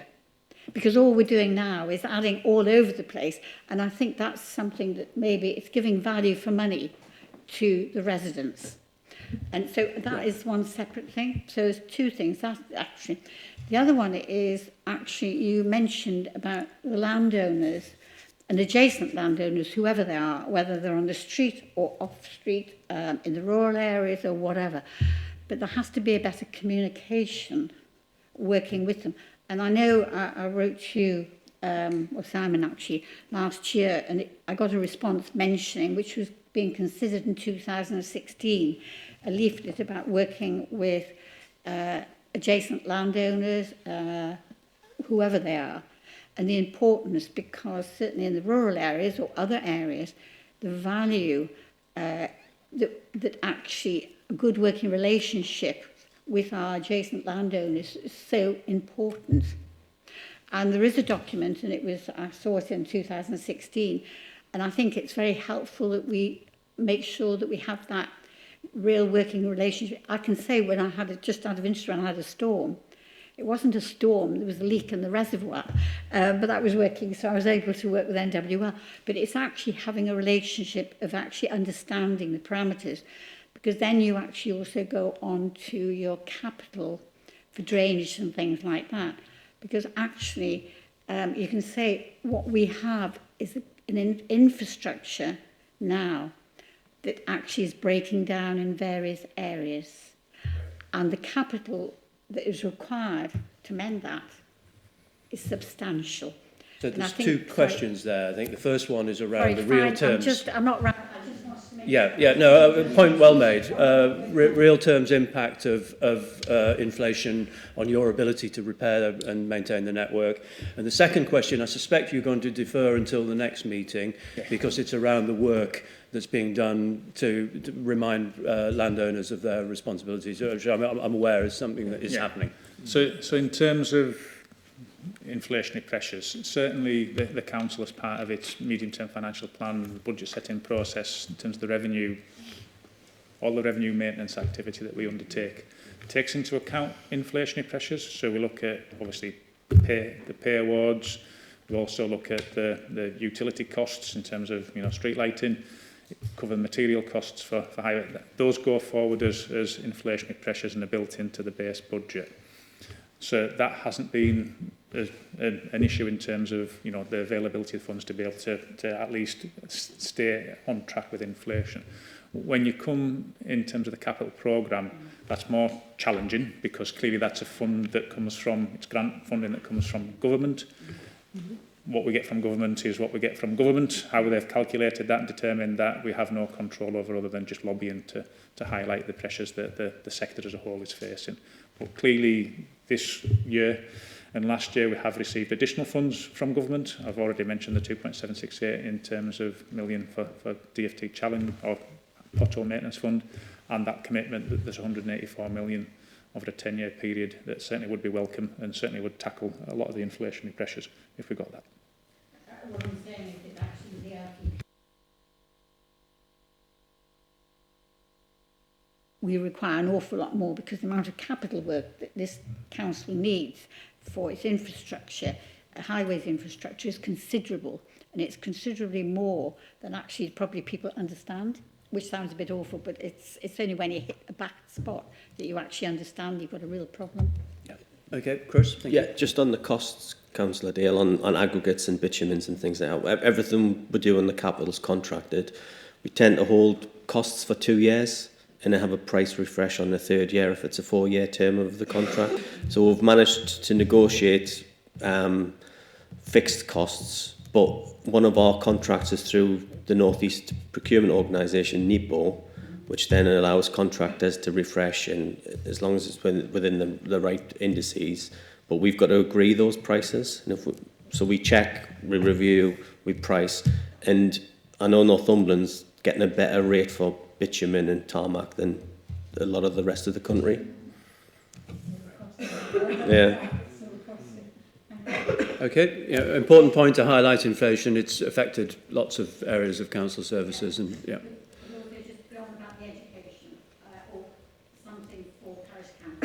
Yes, I'm sure this document could be circulated. We've had presentations to local area councils. Yeah, I've done a whole tour of the parishes in the last 12 months and went to NAL group. I've been everywhere I could be over the last 12 months, introducing Fix My Street, highways issues, the definition of a pothole, what we do, So maybe as a solution then, this report gets circulated to all members who could forward them on to, because it's important we as local members take responsibilities in our own areas, we could forward them on to the town and parish councils in our areas, just saying here it is. And we do have a quarterly meeting with the town and parish councils as well. We'll more than happily present this to that meeting. Good stuff. So can I just add to that we do have those quarterly meetings, which are very full and useful meetings, but in addition, we have parish and town council conferences. And we've actually increased the number to 2 from 1.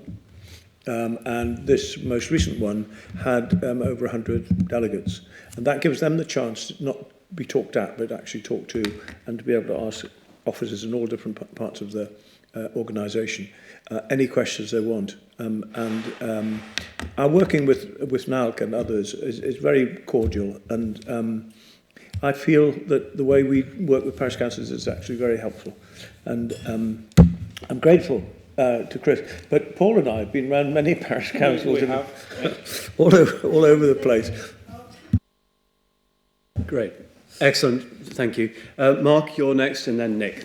Thanks, Chair. A few comments and a couple of questions.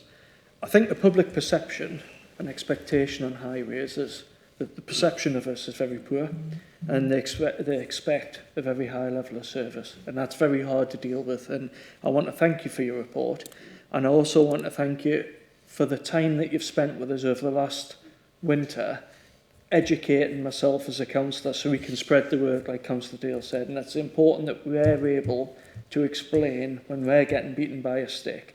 And please don't take when we beat you with a stick, it's just because we've had it and we're at times the front face of the council that get the tune on a Saturday night. People need to know that NCC cares, and we do care, and I know you care, but the public perception of that is it has been damaged due to the extreme winter that we've had. And I think that a lot of that comes from the revenue funding pot being so small. And I had a look back that it was pre-2016 that was a £2 million taken out of the revenue pot by a previous administration, and I don't think we've ever recovered from that, and I think that's something that we need to look at going forward. The comms and the education side, we have to improve, and I'm really pleased now, and I feel confident that we have a plan, and we need to know that there's a plan and a process going forward, and we're starting to see that definitely in the north, where the structural patching happened. I was concerned when the £500,000 trial, we were told that was too expensive, because I wanted to see cut out and repair. The public want to see a good quality job, not splodges.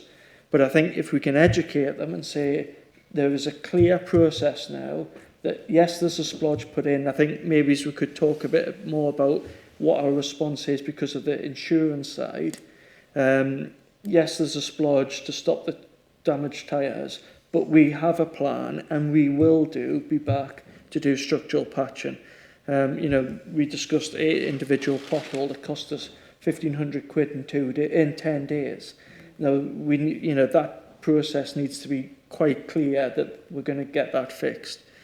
The increased investment is great, and it is greatly appreciated by the Wool Award to see that U's and C's are back, getting invested additional money, because they would be left behind if it wasn't for that additional money, and that is greatly appreciated.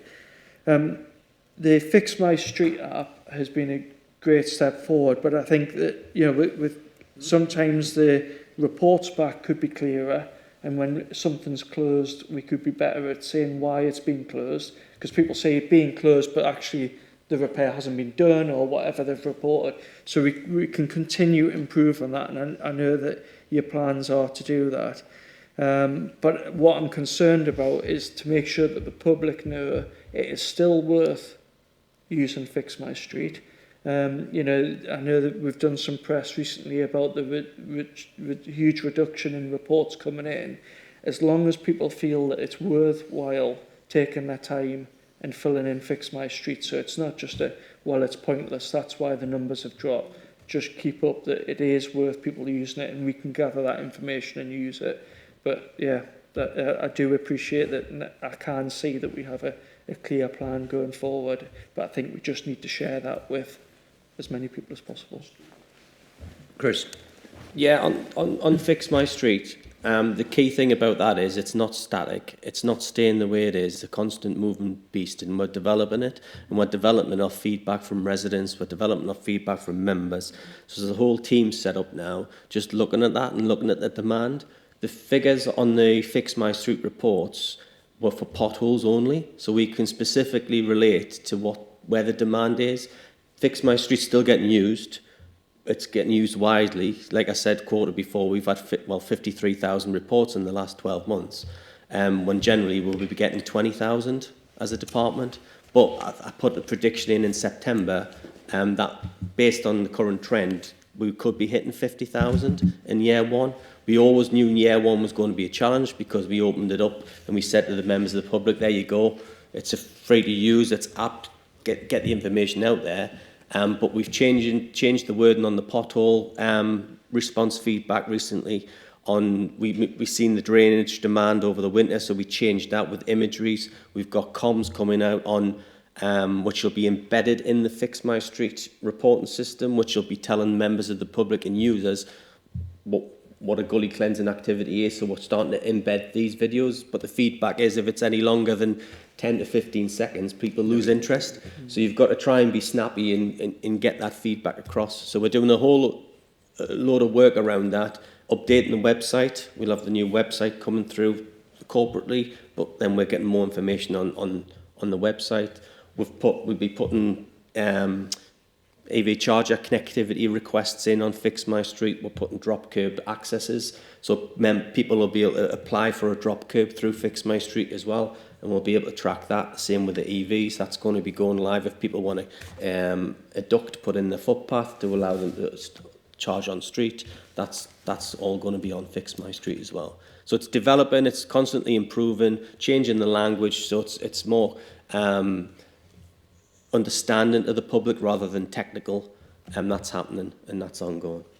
I think it's really important to just kind of reflect in terms of Fix My Streets, because there was a desire for many years to significantly improve the feedback given to members of the public, to improve the accessibility of reporting issues, and to improve that kind of closed loop approach where people, once they've reported it, it just doesn't go into a black hole. They get feedback, they understand what's happening. And Fix My Streets fundamentally does that. And obviously we put that in place, and it was a Herculean effort, and Chris was leading that activity and has done a cracking job in getting that in. We could have waited longer and waited until we'd connected absolutely everything to that back office system, so it was a fully integrated. But fundamentally the decision was taken that the advantages of getting that in and working far outweighed faffing around and waiting any longer.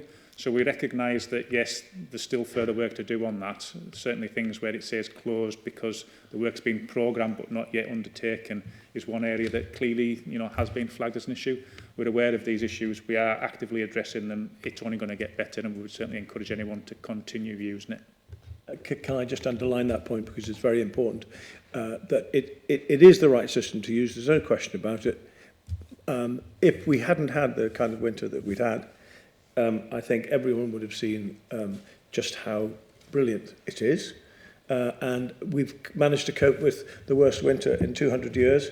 And we are getting there, and we'll get there. We will sort this.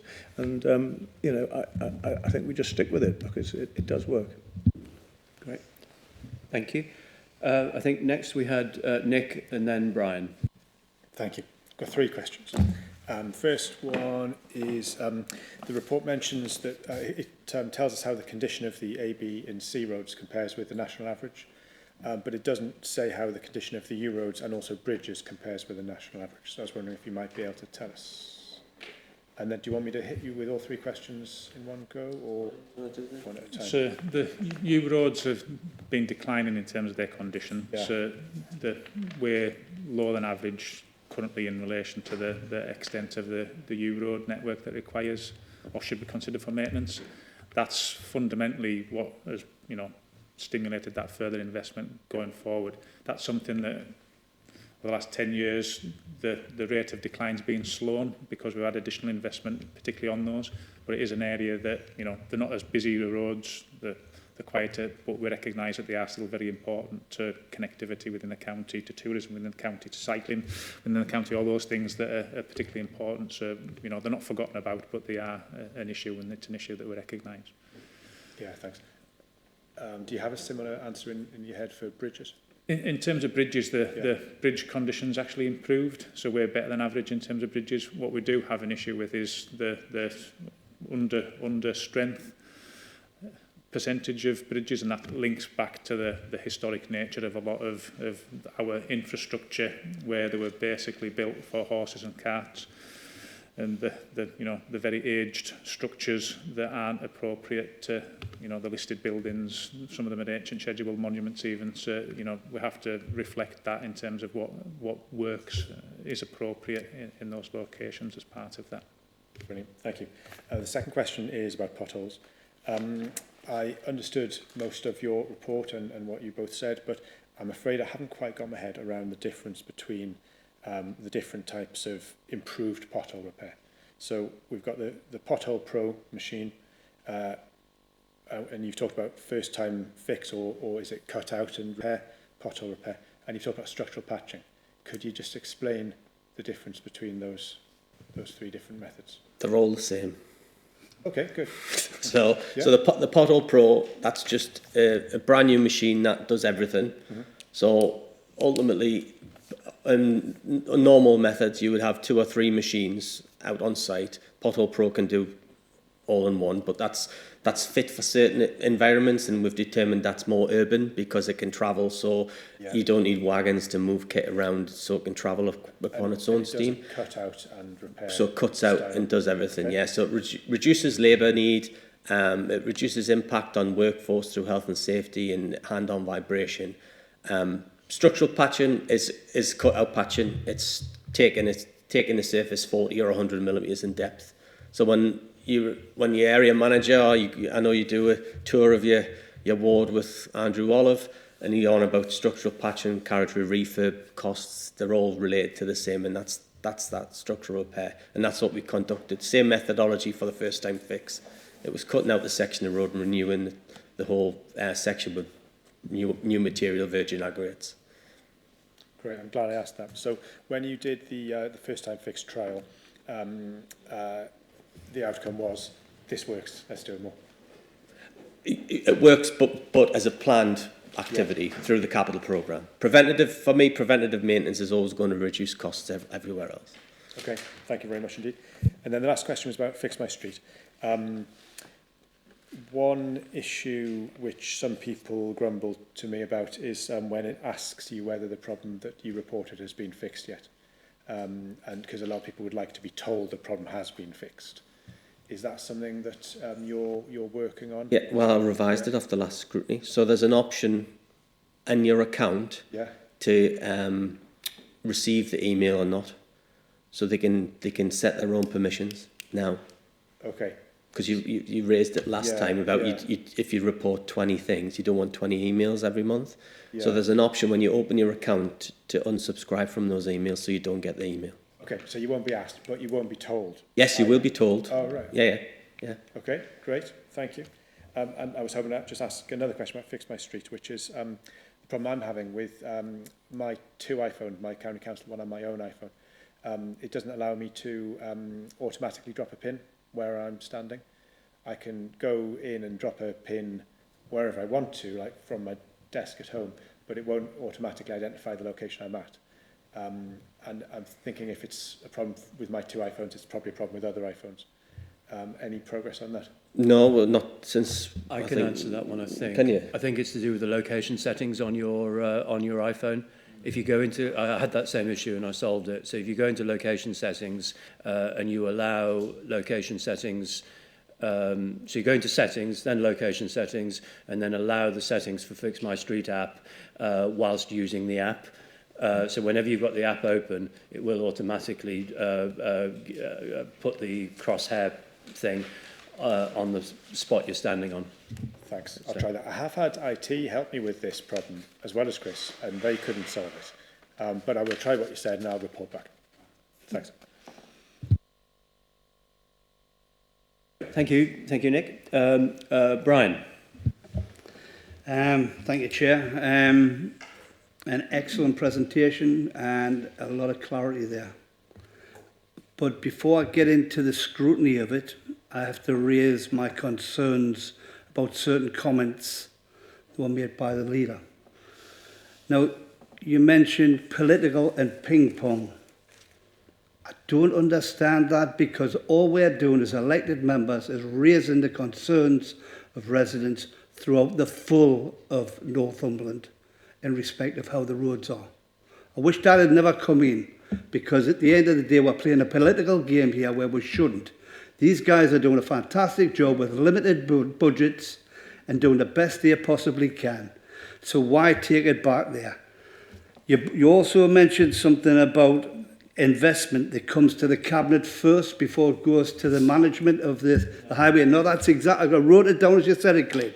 So the full fact of the matter is that answers a lot of questions where the rural and the urban areas get the better works done in the distance.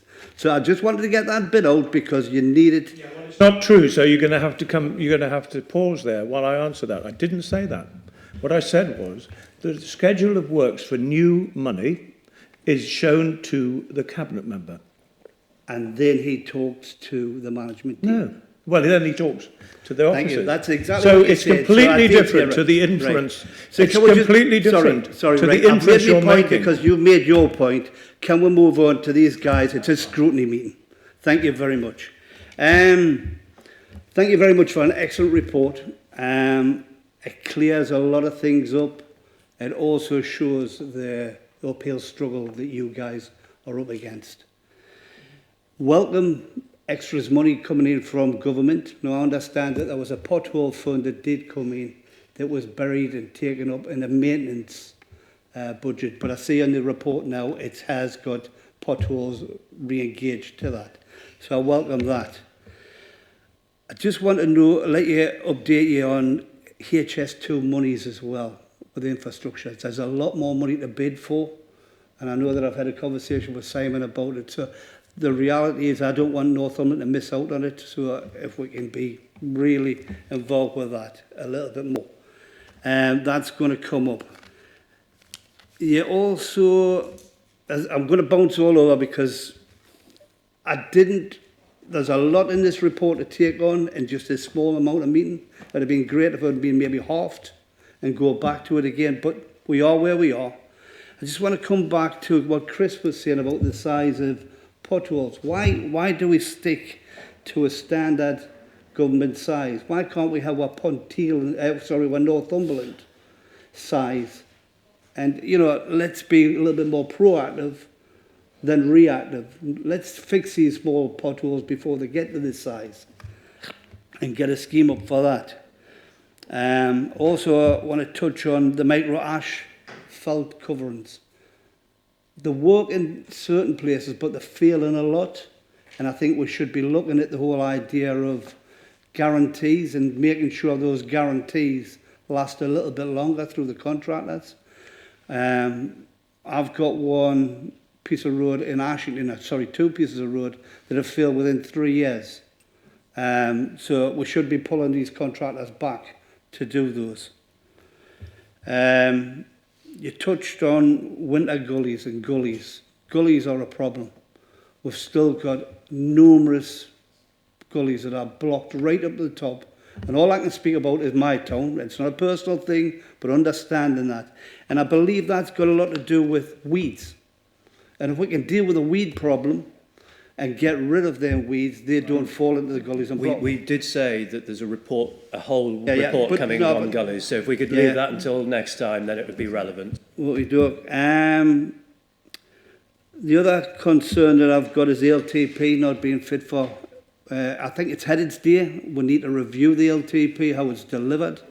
And you can see that by the attendance of people who come to the LTPs over the years. Used to have 3 rooms full at one time. Now it's dwindling off. So the reality is we have to stimulate and look at that and review it just to see if it is fit for purpose. The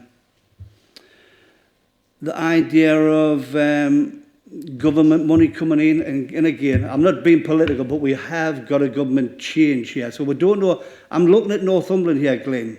I'm worried about Northumberland. I hope we get the money, and I hope we get actually more money. But the full fact of the matter is we've got to look what's in front of us. There's an election happening very soon, and it's great to talk about money that may come in. So, you know, we have to be ready for that one. Brian, if we could just get to the questions, because obviously I think Paul and Chris can't affect who the next government is, but if we can, that would, I think, would be the best use of our time. Well, the other question, one question is the highway cleanups on the spine roads and main interest. There's a lot of night work done on there. You know, the personnel that goes on there are normally the frontline services guys. That leaves our towns and villages vulnerable because we haven't got the manpower there because they're doing a night shift. And it's just maybe for something like that to be reviewed. There's so many questions I've got, but at the end of the day, we haven't got the time. And too many comments. Sorry.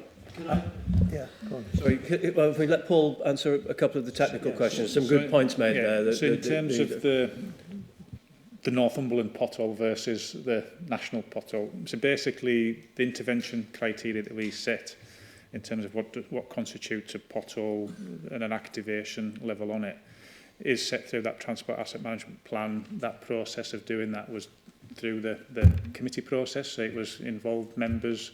We discussed in terms of how the hierarchy is set, the categories of roads. That whole document was done on a consultative basis, but it does reflect what's in terms of the government's guidance on well-managed highways as well. So, you know, we shouldn't lose sight of that. And it is based on a risk management approach. You have to, you know, you have to cut your cloth somewhere. Mm-hmm. Some of the local authorities have diverted from that, and they've actually not so much made it a smaller intervention criteria, but a bigger intervention criteria, so that basically has to be a worse pothole before you go there.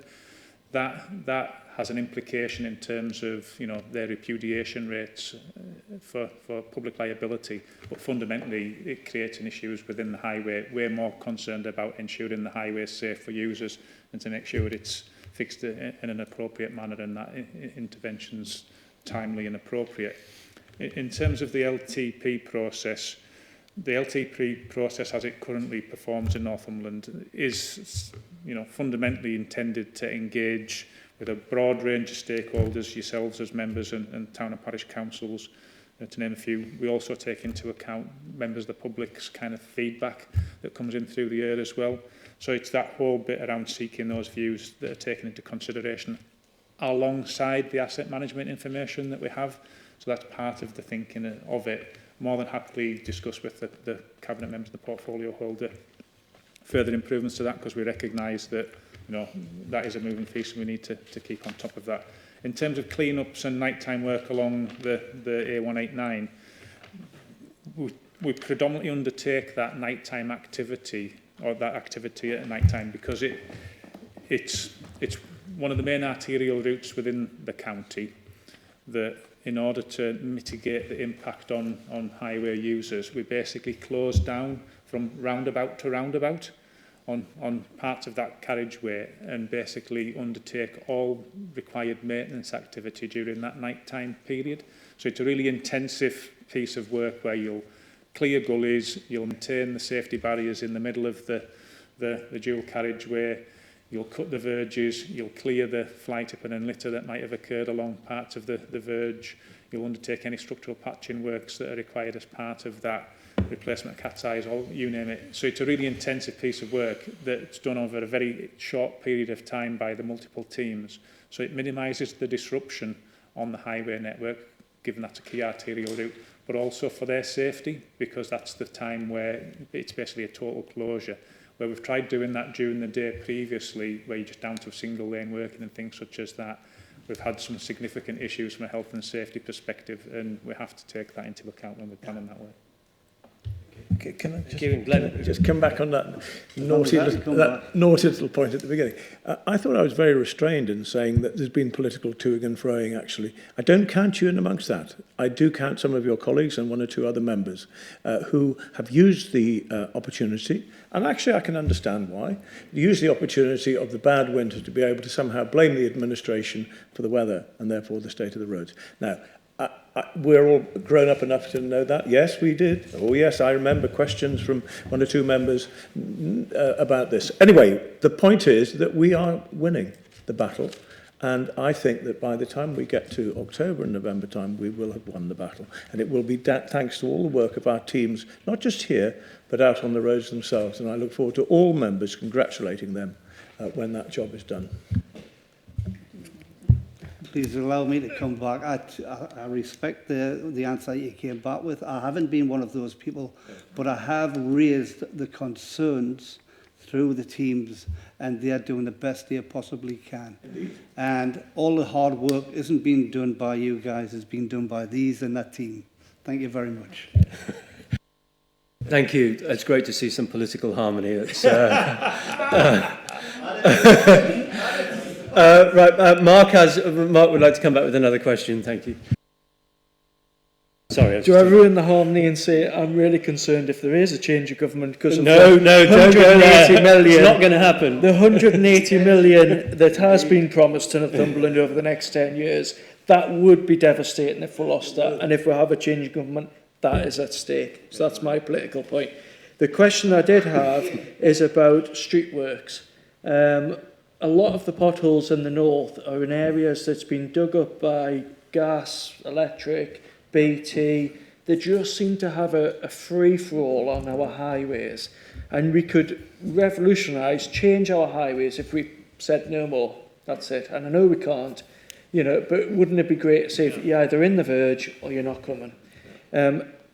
Can we as an authority get any stronger on the works that these do, whether it's keeping them out the highway or putting a longer warranty on the work that they do, because we are now footing the bill for years and years of utility providers crap workmanship, and that's what we're trying to deal with, and that's definitely the area. If we could deal with that, I think we'd be a long way there. I'll let Chris get into the detail. I think from a highway perspective, it would be great if we could say, if you're going in the highway, you're not just surfacing that trench. You're going to the midline if you're in one side of the carriageway, and you're doing the whole lot, because it just creates a weakness within the carriageway, and you only have 2 years where any defect within that period, and that's national standards, so we can't do that.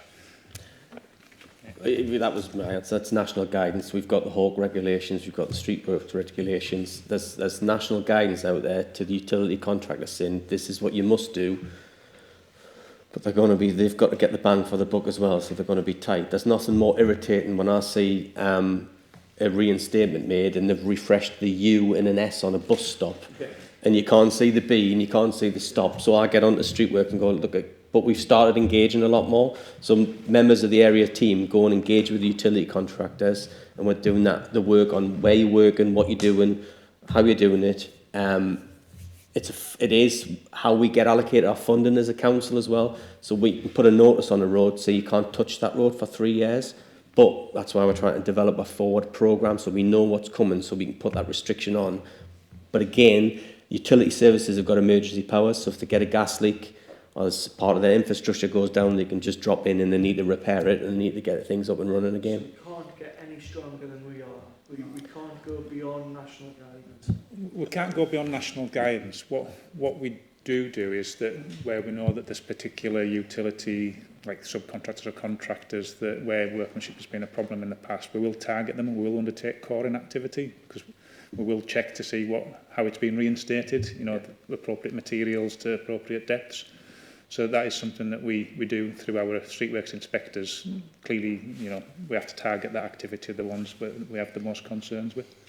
There's set guarantees as well, based on the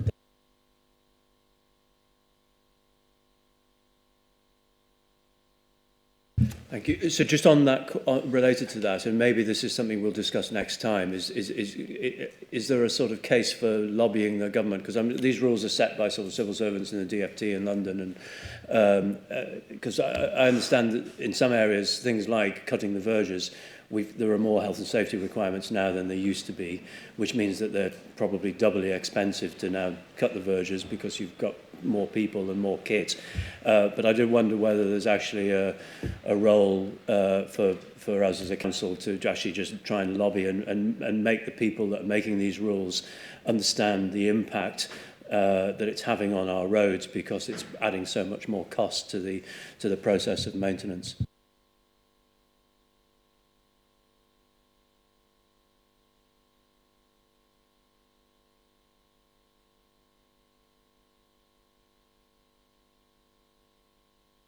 I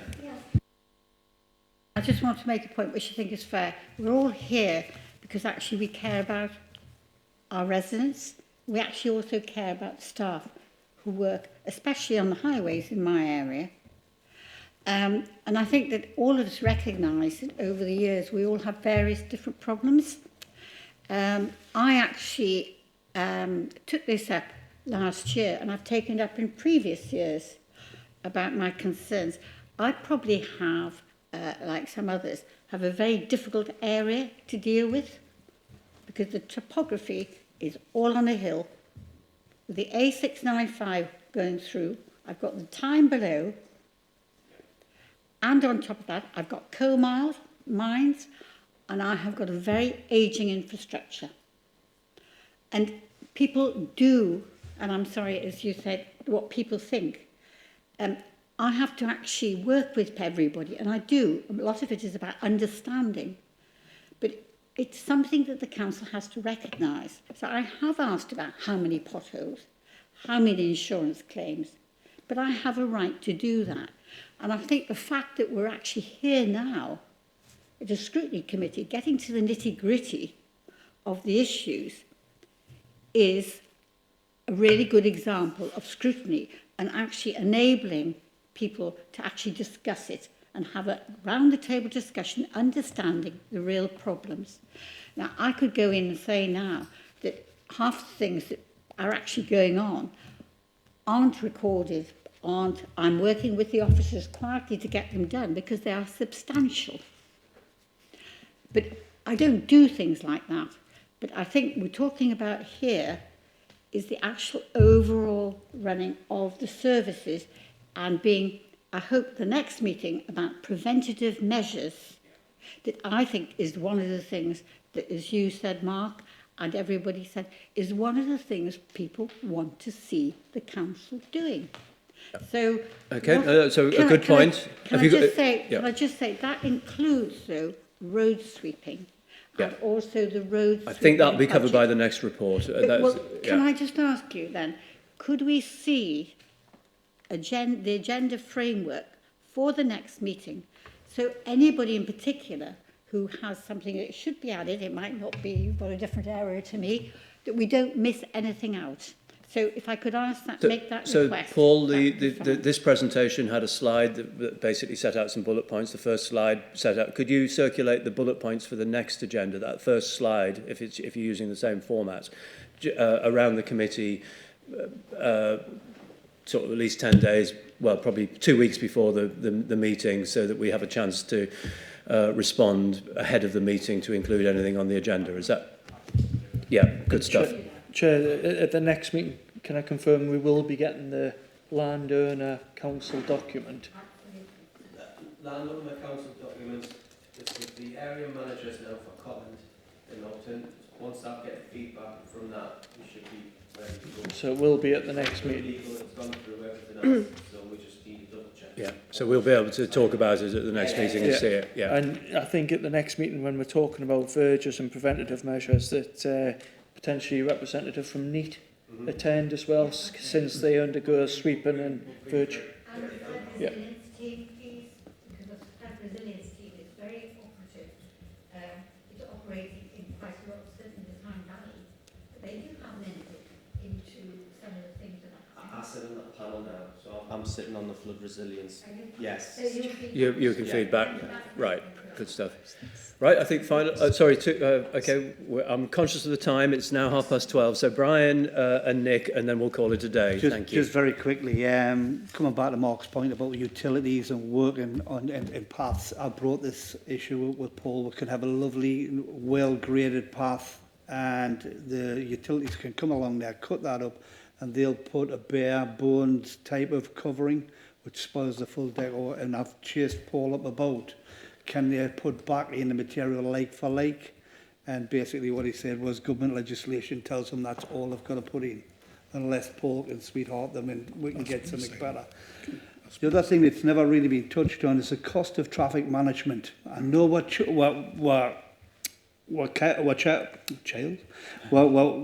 is very, very important to it, and we want the health and safety of the highest nature. But traffic management is a big cost to any work that gets done around, and probably restricts the amount of work that we can do in that area. Do you feel as though that is a national average of what we are forking out for that? Or is it something that we need to review the cost of? The commercially driven costs for contracts, our NCC staff match the commercial team. So we've got 4 suppliers as a backup, so our costs match theirs. But trying to compare apples with apples as far as traffic management is concerned is really difficult because every road scenario is different. So it could be in a 20 mile an hour, could be 30, could be 60. So what we do try and encourage, if we can, is to get our own staff to put traffic management in place in lower speed road networks, 20s, 30s. But once it gets to 40s, 60s, high speed, you've got to have so many qualifications to actually physically put the cone on the road. It's just not viable. Can I also say that we have to go back to what is the fundamental purpose of that traffic management? It's there to ensure the safety of the workforce, but also there to ensure the safety of the road users. So whilst yes, it is an additional layer of cost, an additional burden in terms of, you know, the budgets and how to undertake that work. Fundamentally, if you don't do it in accordance with the regulations and the standards, and something does happen to either a member of our workforce or one of our contractors or a member of the public, the flip side of that is the cost to the authority in terms of, you know, the insurance and public liability far outweighs the risk and the burden that's faced with the traffic management. So it's just that balance of risk as well. We have to be very... I totally understand your answer, and the reality is the urban and rural areas obviously are going to have different costs to round that, and with those costs it'll be the limitations of repair work. So where the higher population is, you know, the more traffic management, the more safety we need to keep for staff, but there's also a higher cost to that, which means really we don't get a coming back, we're bang for a buck. Do you know what I mean? Because it's all around safety before it becomes... You've got to flip that as well, though, Brian, because you're rural are a lot narrower roads, whereas you've got the luxury of a few wider roads in the urban area. So as soon as you flip to the rural model, road closure goes in, you've got to put a full diversion on. So I think we're doing some work up Bellingham recently, and the diversion was like 20-mile diversion. So you think all those signs out, legally a diversion's got to be checked every 24 hours as well. So you've got to pay for someone to check that diversion route. So the costs rack up for closures. But we do traffic management. My teams get frustrated about traffic management as well. But what I say to my teams is what Paul's alluded to, where we've got traffic management, we've never had an accident, and that's key. Yeah. Thank you. Last word to Nick. I'd like to thank the Chair for solving the problem I was having with Fix My Street. But it's actually interesting. So you go to Settings, Privacy, Location Services. But Fix My Street isn't in the list because it's not an app. Well, it's an app that takes you to a website in your browser. So you then go to Safari, in the case of an iPhone, and tell it that it can access your location. Brilliant. So hopefully that'll be useful to other people, because it won't really just good. be affecting And then Simon, would you like to finish off and say a few words? Thank you, Chair. Sorry, I wasn't intending to say anything because partly I'm here to listen to members' concerns and to understand how the work is flowing. But I think one of the great achievements of today is we have on video now that presentation, and the format worked well. And I would suggest when we circulate it to all members and to parish and town councils through NALC, that we actually clip that part, because actually that saves on the need for Chris, Paul and others to go round to everyone. I appreciate the conversation that is generated from that is helpful, but actually that gives a very good record. And if we can continue that with the next discussion on preventative measures as well, I think that gives a good record for everyone to come back to use in future. That's a great idea. We just need to cut out the ping pong between Brian and Glenn. Make sure that you realise the two parts, so that people realise, because I didn't know we weren't going to do preventative work today. We've got the information. Yeah. We need to make sure that people read it, that they'll look at it. That's a good point. Yeah. Yeah. What are we about preventative measures? Not even mentioned that. That's my first thought. Yeah. In terms of recommendations, we are a scrutiny committee after all. I suggest, I've written down 4 things here, but I think whether or not we put those forward as recommendations will be informed by the next meeting. So can I suggest that we defer any recommendations? If you've got recommendations you think have come out of today, just keep them in your mind for the next meeting, and then what we'll do is we'll roll it all together in terms of one set of recommendations, because otherwise we're going to end up with things that may be already happening and so on. So thank you very much to the officers. Me, Chair. Sorry. You just want to receive the presentation for today? Yes, absolutely. And thank the officers for the work, and also the ongoing work that is clearly going on things like Fix My Street. I think that's, it's sort of... Chair, I just hope to recognise we're not a static department. Yeah. We're constantly moving, we're not resting on our laurels, we're pushing for change all the time, and using the best technologies we can. And I think that is noted, and it's very, very clear in the presentation today. So thank you to you all. So I think the agenda is... the work programme. The work programme, so is there anything... I don't have anything to add other than to confirm that you've got a full programme for both July and September. And of course I will do my usual email round to officers to try and pull down some of the items still to be timetabled. Very conscious, of course, that you're in your last year, so we need to get those through. Yep, and yeah, that's a good point, thank you. And then item 7, urgent business. I'm not aware of any urgent business. Nick, sorry. Sorry, this is going back to the monitoring report, Yeah. but the terms of reference are getting gradually more out of date because Active Northumberland has now been replaced by Places Leisure, but also Northumberland Tourism has long been replaced by Visit Northumberland. Yeah. So we have just agreed terms of reference at full council. I wonder if this maybe got missed and needs to be... I think maybe that, yeah, if we could just check to see whether the latest terms of references are being included, that would be useful. Yeah, good. Good, well spotted. Thank you very much to everybody, and that formally ends the meeting. Thank you.